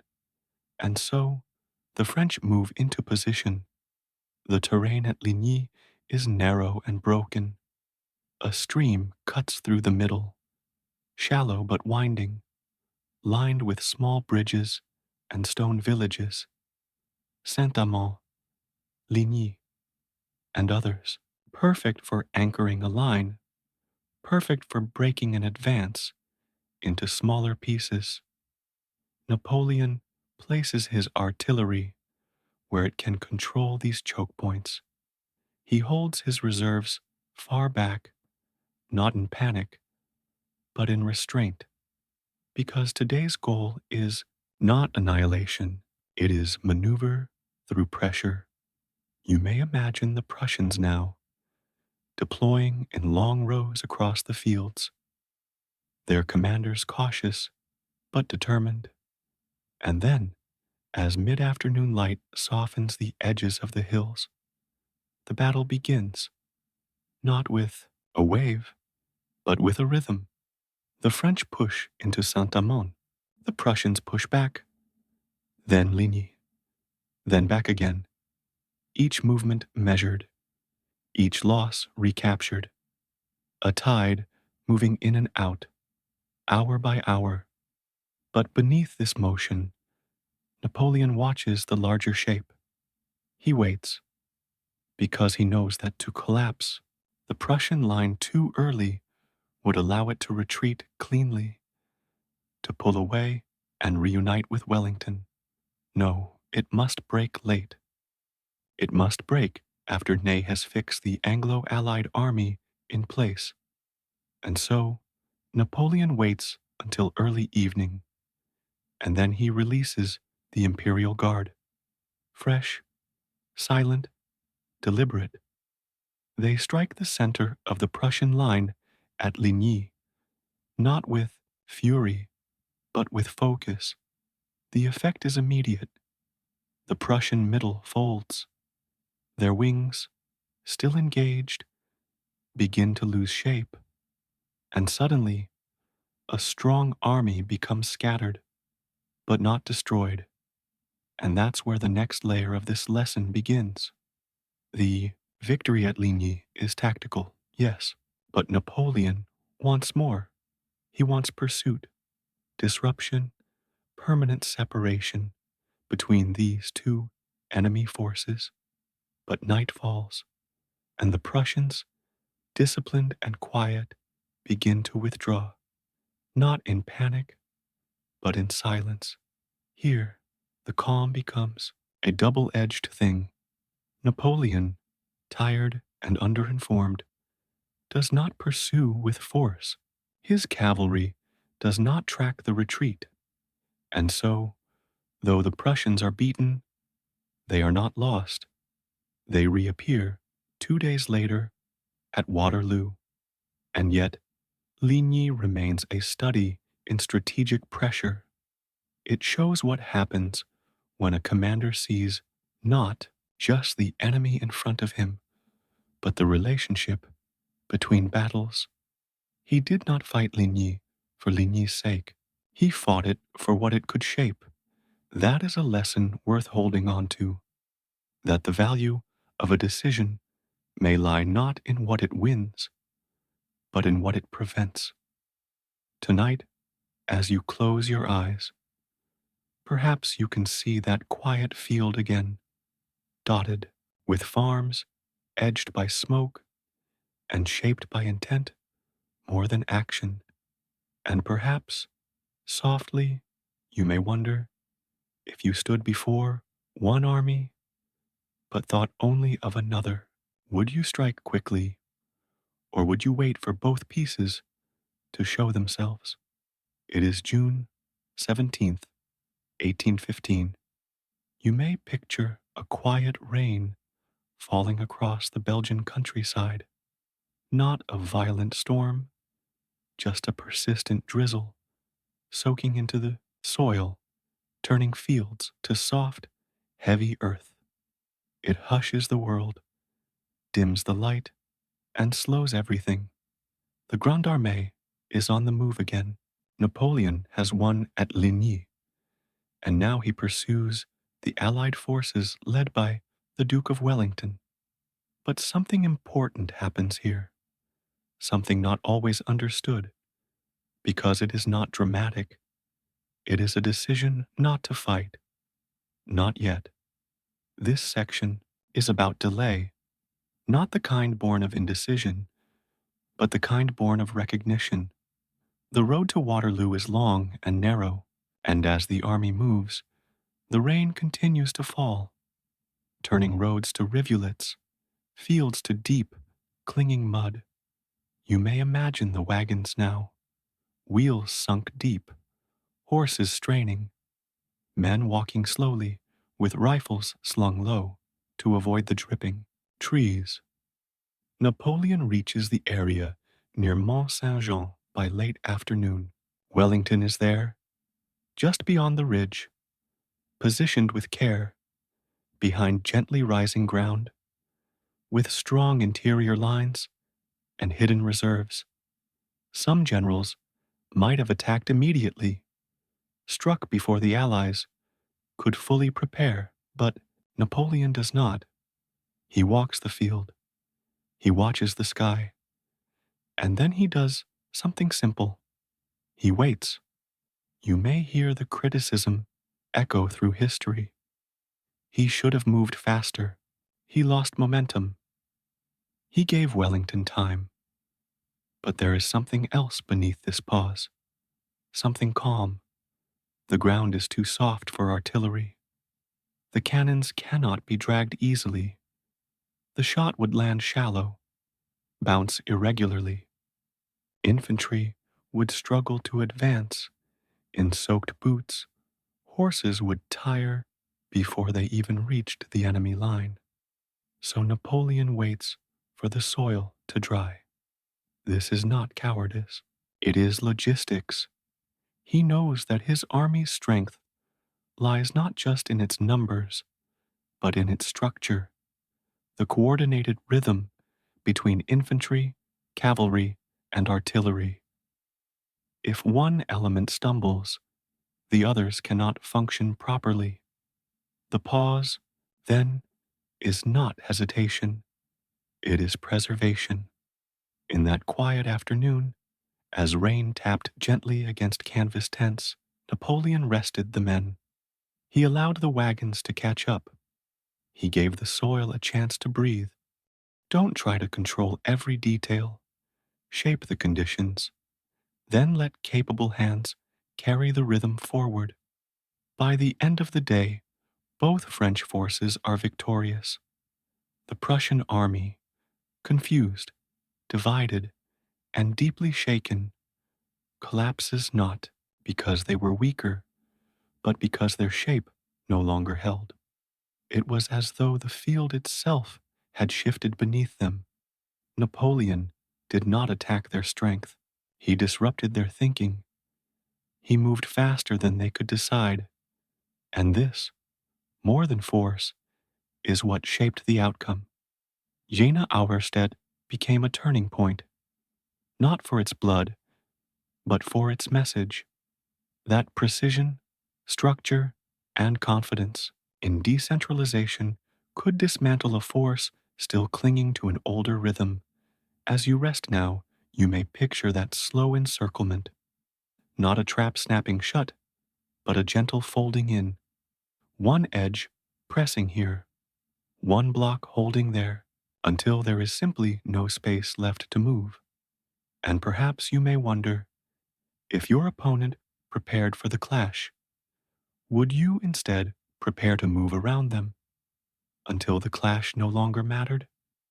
Let us return briefly to that same day, October 14th, 1806, but shift our gaze northward to a colder morning near the village of Hassenhausen. The sun is low, filtered through drifting mist. You may imagine the early sounds, hooves in frost-hardened grass, the soft hiss of steam rising from horses' nostrils, the creak of harnesses being fastened in the half-light. Marshal Louis-Nicolas Davout stands with his 3 corps. He does not know it yet, but today he will face nearly 65,000 Prussians, with just over 26,000 men, and he will not retreat. This section is not about Napoleon. It is about what happens when calm thinking is passed down the chain, when the structure is so sound, so well designed, that even far from its center, it holds. The Battle of Austerlitz, fought without Napoleon present, is perhaps one of the purest demonstrations of the independent corps system in practice. Davout was not a flamboyant commander. He was not loud. He was meticulous, slow-spoken, and entirely absorbed in preparation. His corps was the smallest in the Grand Armée, but it was balanced. It moved well. It knew its tasks, and it carried within it the DNA of Napoleon's larger rhythm. So, when Davout encountered the main Prussian force near Auerstedt, he did not panic. He adjusted. You may imagine the moment. A scout reports a larger column than expected, then another, then another. He is outnumbered more than 2 to 1. He is isolated, and still, he does not fall back. He does not seek contact with Napoleon. He does not ask for permission. He begins to position. This is where we witness the power of confidence in structure. A commander who knows not just where to place troops, but why. He uses the terrain with elegance. His men take positions on gentle ridges, artillery placed to cover approaches, infantry arranged not in one wide line, but in staggered, supporting blocks, ready to rotate, relieve, and reinforce. His cavalry does not charge wildly. It patrols flanks, watching for Prussian maneuvers, reporting movements as they unfold. As the morning passes, Prussian attacks begin, but they are not coordinated. They come in waves, large, confident, but disconnected, and Davout does not respond with emotion. He meets each wave as it comes, absorbing, rotating, maintaining formation. It is like watching someone keep water in a bowl. A surge here, a splash there, but the structure holds. And then, slowly, the Prussians begin to tire. Their formations waver, their coordination frays. Their lines bend where they thought they would break through. And now, Davout does something beautiful. He advances, not with drama, not with overconfidence, just a slow, forward step. This is offensive defense, holding just long enough to see the line thin, then pressing, not to destroy, but to unbalance. By late afternoon, the Prussians are retreating. Their main army, the pride of the kingdom, has been defeated by a single corps. When Napoleon receives the report, he is silent at first. Then he simply says, Davout is indeed a great man. But this section is not about glory. It is about prepared independence, that in a great structure, each part can act alone, not because it has been told what to do, but because it understands the larger shape.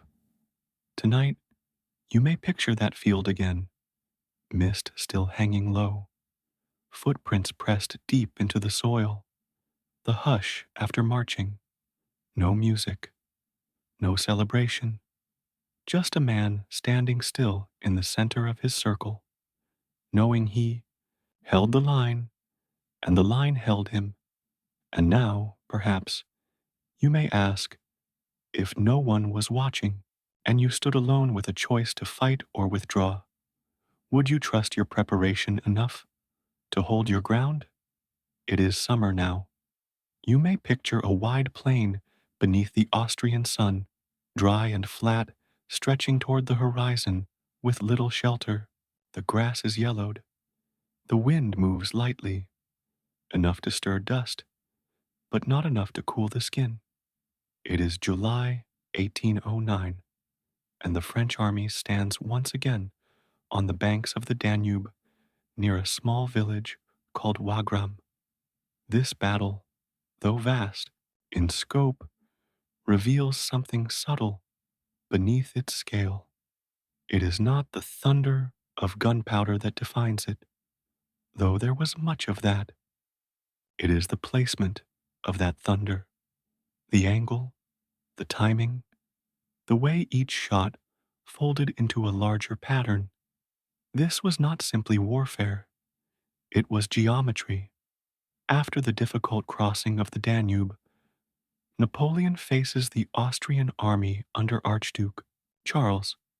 The terrain is open, no hills to claim, no rivers to defend, just distance, which means this battle will be determined not by surprise or terrain, but by coordination, especially of artillery. You may imagine the batteries now, lined up with mathematical precision, each piece assigned not just to fire, but to shape the space between armies. Napoleon organizes his artillery into grand batteries, large groupings that can fire in concentrated bursts. Rather than spread them evenly along the line, he concentrates them where the effect will be deepest, not everywhere, just somewhere, and at the right time. That is a principle worth resting on. Mass over dispersion. It is better to strike with force in one place than to dilute it everywhere. On the second day of battle, the Austrians attempt a flanking maneuver against the French left. It is a broad movement aimed at collapsing the position through pressure. But Napoleon is not drawn in emotionally. He does not immediately redeploy masses of infantry. Instead, he uses fire. He orders batteries forward, not recklessly, but forward, to place them within striking distance of the advancing Austrians. Dozens of guns are positioned in a staggered line, angled carefully to create overlapping fields. The artillery does not shout, it speaks.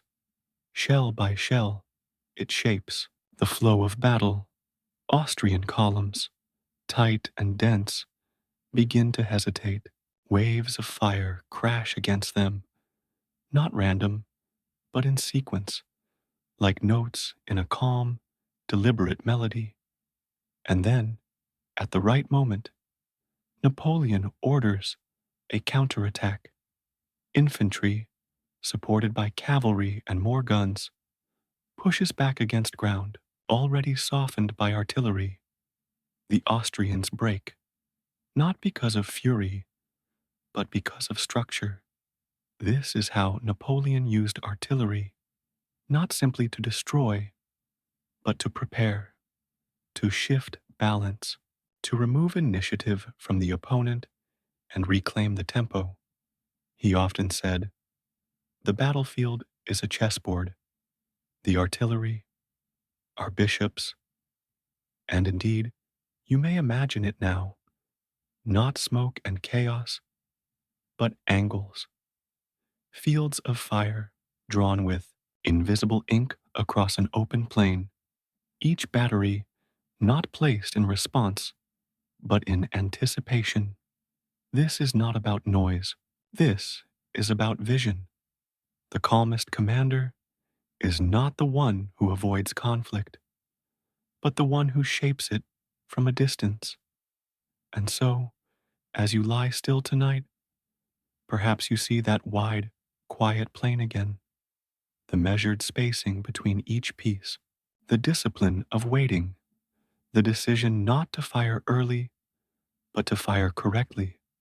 And now you may wonder, if given the power to shape the battle from afar, would you strike quickly or wait for the one clear moment where everything aligns?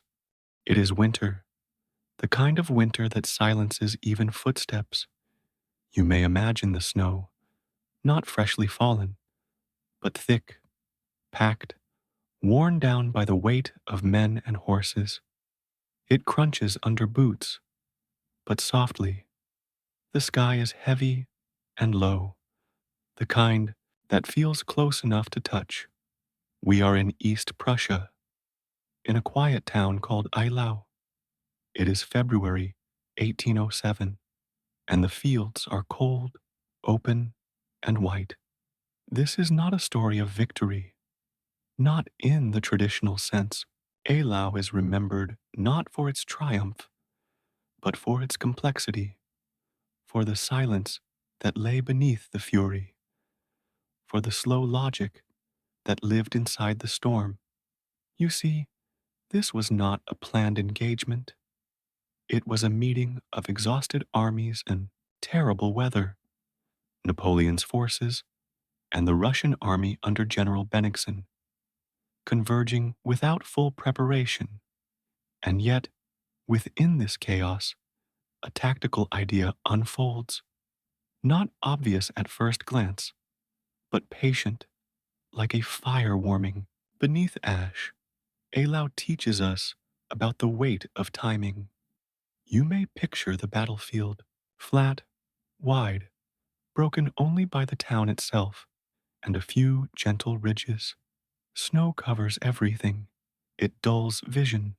It hides movement. It absorbs sound. Napoleon arrives on February 7th.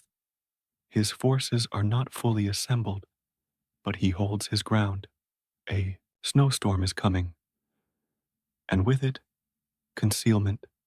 During the night, the Russian army positions itself along a long ridgeline, expecting to hold fast. Napoleon, watching the snowfall, does something simple. He waits. There is a kind of stillness in this that deserves attention. He does not rush to attack. He does not commit all his forces at once. He knows the weather is changing. By morning, the visibility is nearly gone. The two armies are within range, but cannot fully see one another. Artillery opens fire, blindly. Men advance into fog, uncertain, and yet, from this confusion, Napoleon begins to build a shape. He uses delayed engagement. Rather than deploy his full army early, he sends in portions, enough to fix the Russian line, to hold them in place. His goal is not breakthrough. His goal is to anchor the enemy, to make them feel confident enough to remain where they are. Why? Because help is coming. You may picture Marshal Davout's corps approaching from the south, not yet visible, but marching fast, silent on packed roads, wrapped in winter gray. Napoleon knows that if he can hold the line long enough, Davout will strike the Russian flank. And so he waits, even as losses mount in the center, even as the Russians push forward. Napoleon does not panic. He does not call for retreat. He simply holds a long, slow inhale. By midday, Davout's corps arrives, a wave curling in from the side. The Russian right is pushed back. The line bends. The tide begins to shift. It is here that we see the real value of patience, that the commander who can delay action, who can hold just long enough, often gains more than the one who moves first. Later in the day, when the Russians attempt a counterstroke, it is met with cavalry, a massive charge led by Murat cutting through the center. Even that, though dramatic, is part of a longer rhythm.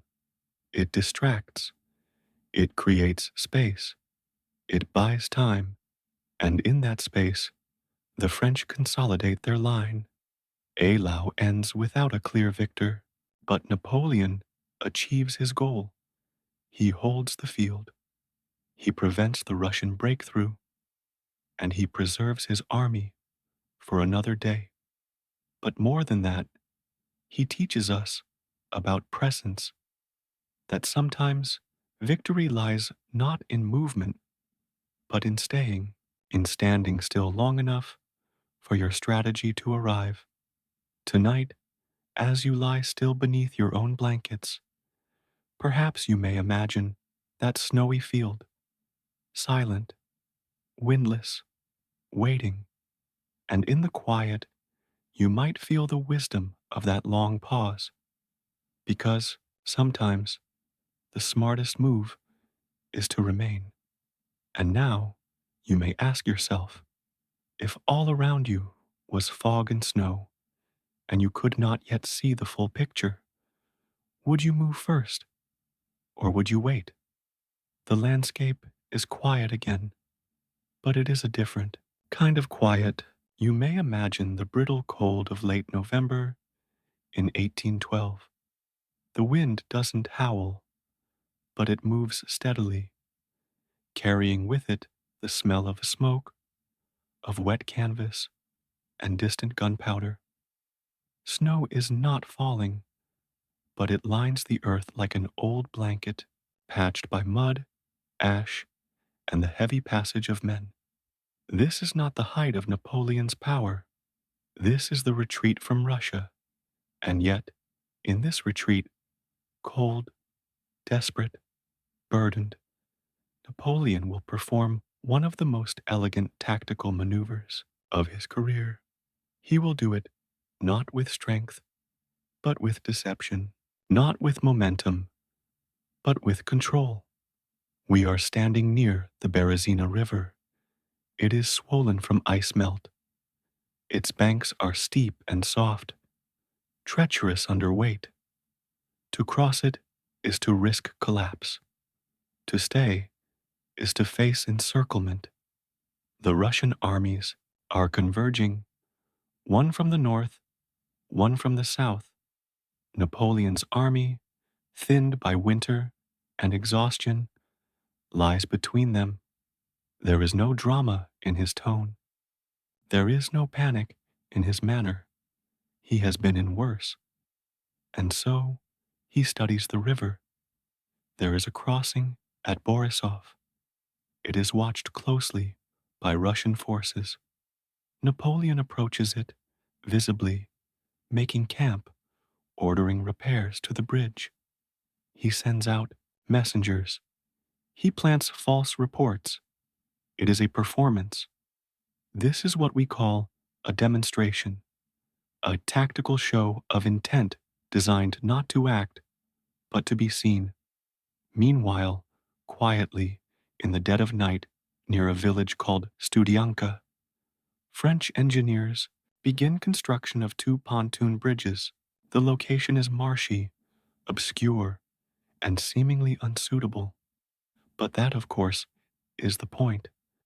Napoleon has given the enemy something obvious to watch so that they ignore what is quiet. And this brings us to a key lesson. Control the enemy's attention, and you control the field. You may picture the scene now: soldiers working in near silence, sleeves rolled to the elbow despite the cold, laying timber across freezing water. No orders shouted, only the creak of rope, the groan of wood, and the breath of men who know that time is their most valuable weapon. By dawn, the bridges are functional. Napoleon sends across a small force first, light troops, meant to screen and hold. Then, as the enemy begins to realize their mistake, the main body moves, civilians, wounded, wagons, remnants of the once Grand Armée, crossing steadily, silently, without collapse. The Russian commanders, caught off balance, react too late. They cannot block the crossing without overcommitting. They cannot shift positions fast enough to seal the trap. And so, despite their numbers and position, the French escape, not without loss, not without pain, but with structure. This moment, the Berezina, often remembered as a disaster, is in fact a study in clarity under pressure. It shows us that retreat is not the absence of strategy, it is the presence of adaptation.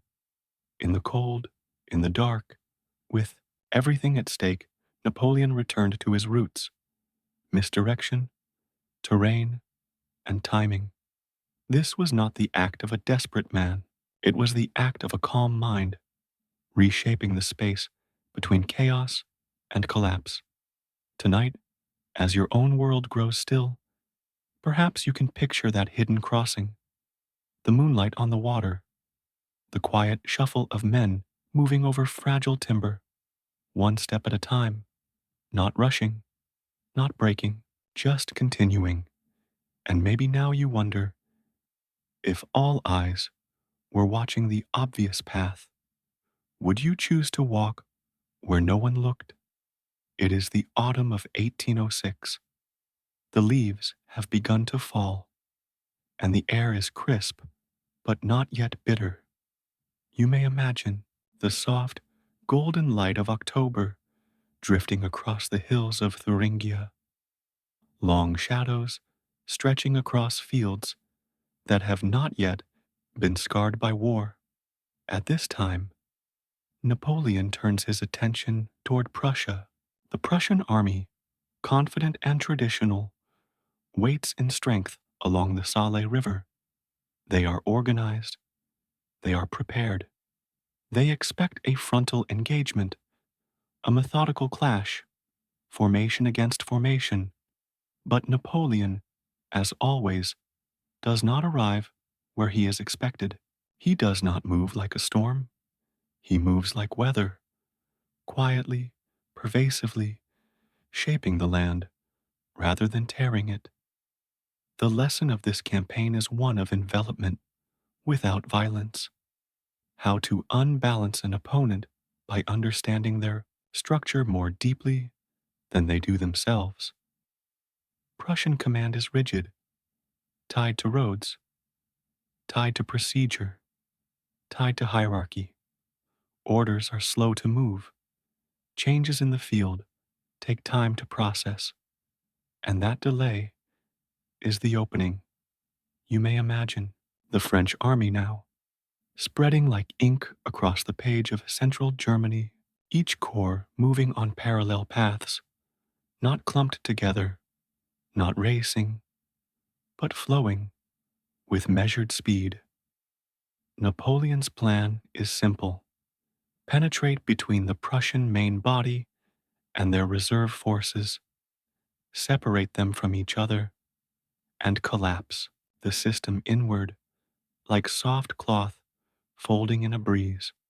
On October 14th, two battles are fought simultaneously, Jena and Austerlitz. At Jena, Napoleon engages what he believes is the bulk of the Prussian army. In reality, it is only part, but he commits calmly and confidently, using terrain and mass to push them back. To the north, Marshal Davout, with far fewer men, encounters the true main Prussian force at Auerstedt. And here, something remarkable happens. Despite being outnumbered nearly 2-1, Davout holds his ground, not by passion, not by fury, but by formation, placement, and timing. He does not collapse. He rotates units with mechanical calm, keeps artillery in motion, reinforces where needed, and never overextends. And while both battles unfold independently, they are part of a strategic whole, because Napoleon's structure allows for such autonomy. His corps commanders understand the intent, not just the orders. They act within the flow of a larger idea. This, in itself, is a kind of tactical philosophy. Trust distributed power.